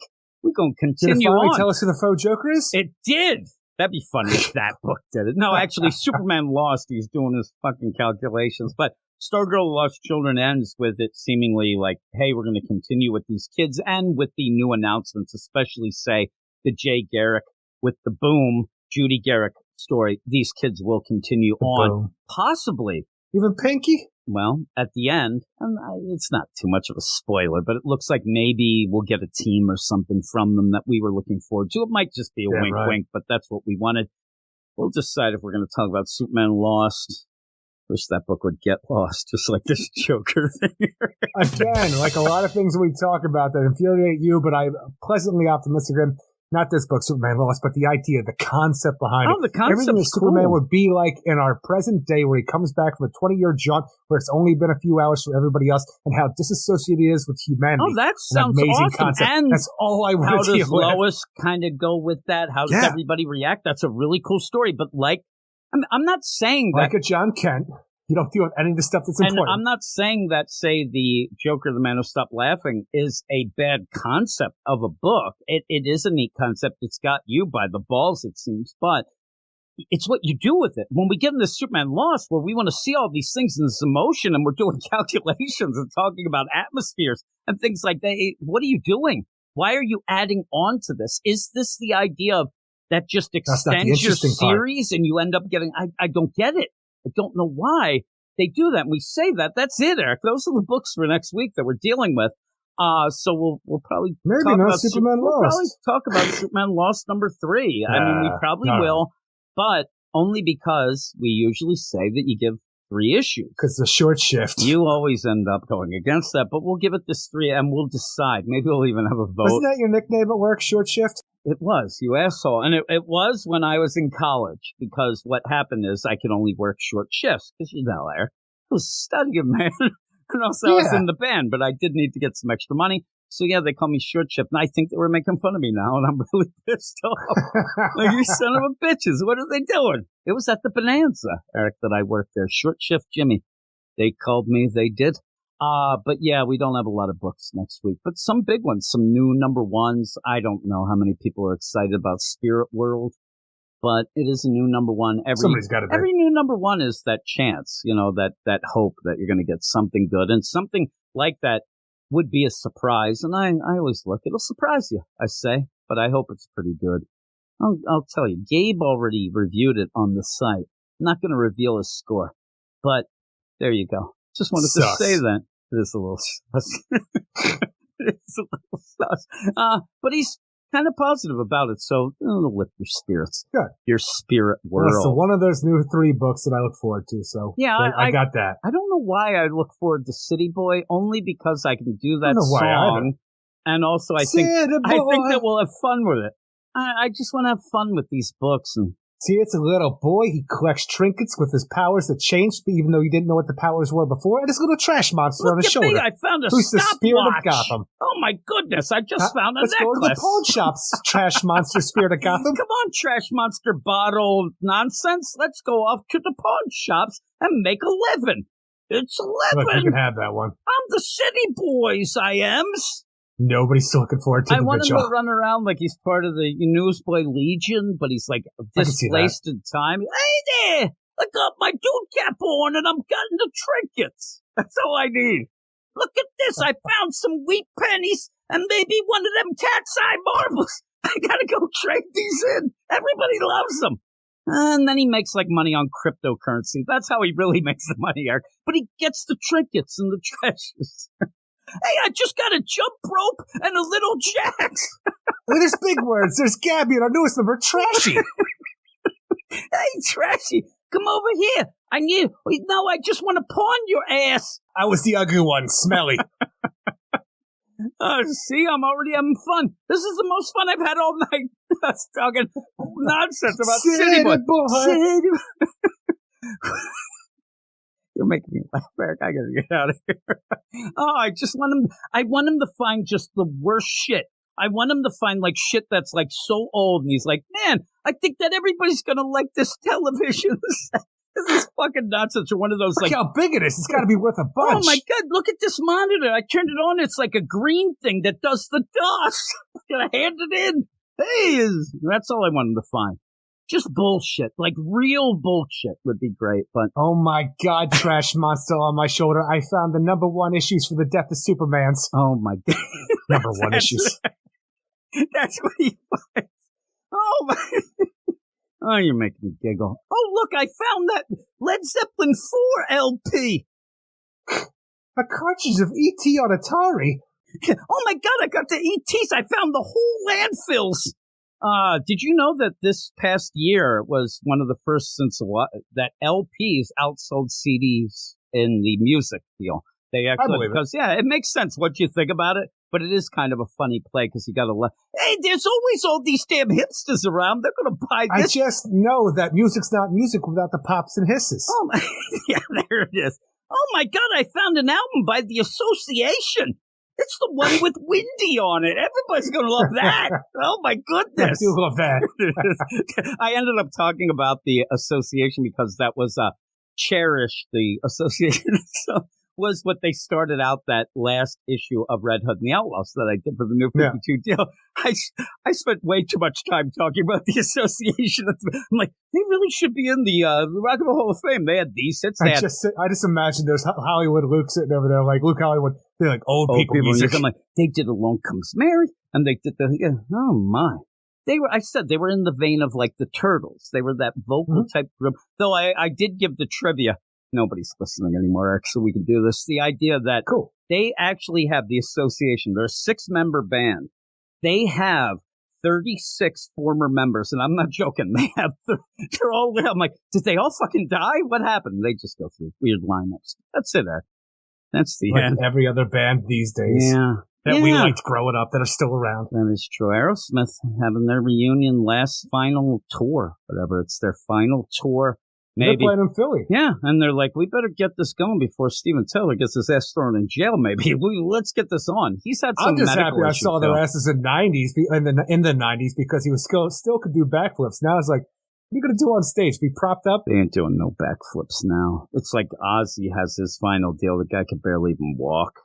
But there you go. Probably sing like an angel. Well, yeah, it's like the final tour of the Rolling Stones. How many of those happened? I mean, there was a lot. I ended up seeing the worst thing I had was when I think it was Irvin Fryer ended up retiring as an Eagle. They retired his jersey, gave him a motorcycle. The motherfucker came back next year. The idea of that, I was like, did you give your motorcycle back? That was bullshit. Oh, my. But, hey, everybody, thanks for listening to the podcast. Thanks, Double K, for sending us the emails. Thanks, yeah. I don't have that. Yeah. And also Dad Nation for jumping up to being badasses. And we didn't even say, but 2 of the books that we mentioned, which there's not a lot, will be on the Patreon Spotlight. If you want to get involved with that, go over to patreon.com. On there, right? And Green Lantern. Green Lantern. You're going to get the number 1s, and then we get left with the number 2s, Eric, is what I say. Ooh. That's social commentary. You end up going patreon.com/weird science, and you can get a bunch of other shows as well. And coming up this month, going to be pretty low, Jim, because we do have an annuals week this month as well. So we'll have a Patreon-only show up by the end of the month as well. So you have some... And you know she's going to want to hear that. Aspirations to go over there, get the trinkets and the treasures over there at the Patreon. That might be the week where Trashy comes out. It might be. It really might be smelly. But that's it. Thanks, everybody. Eric, what do we say at the end of the podcast? Everybody have a great week. Keep it weird. And we'll see you in 7. See you in 7. You are all weirdos.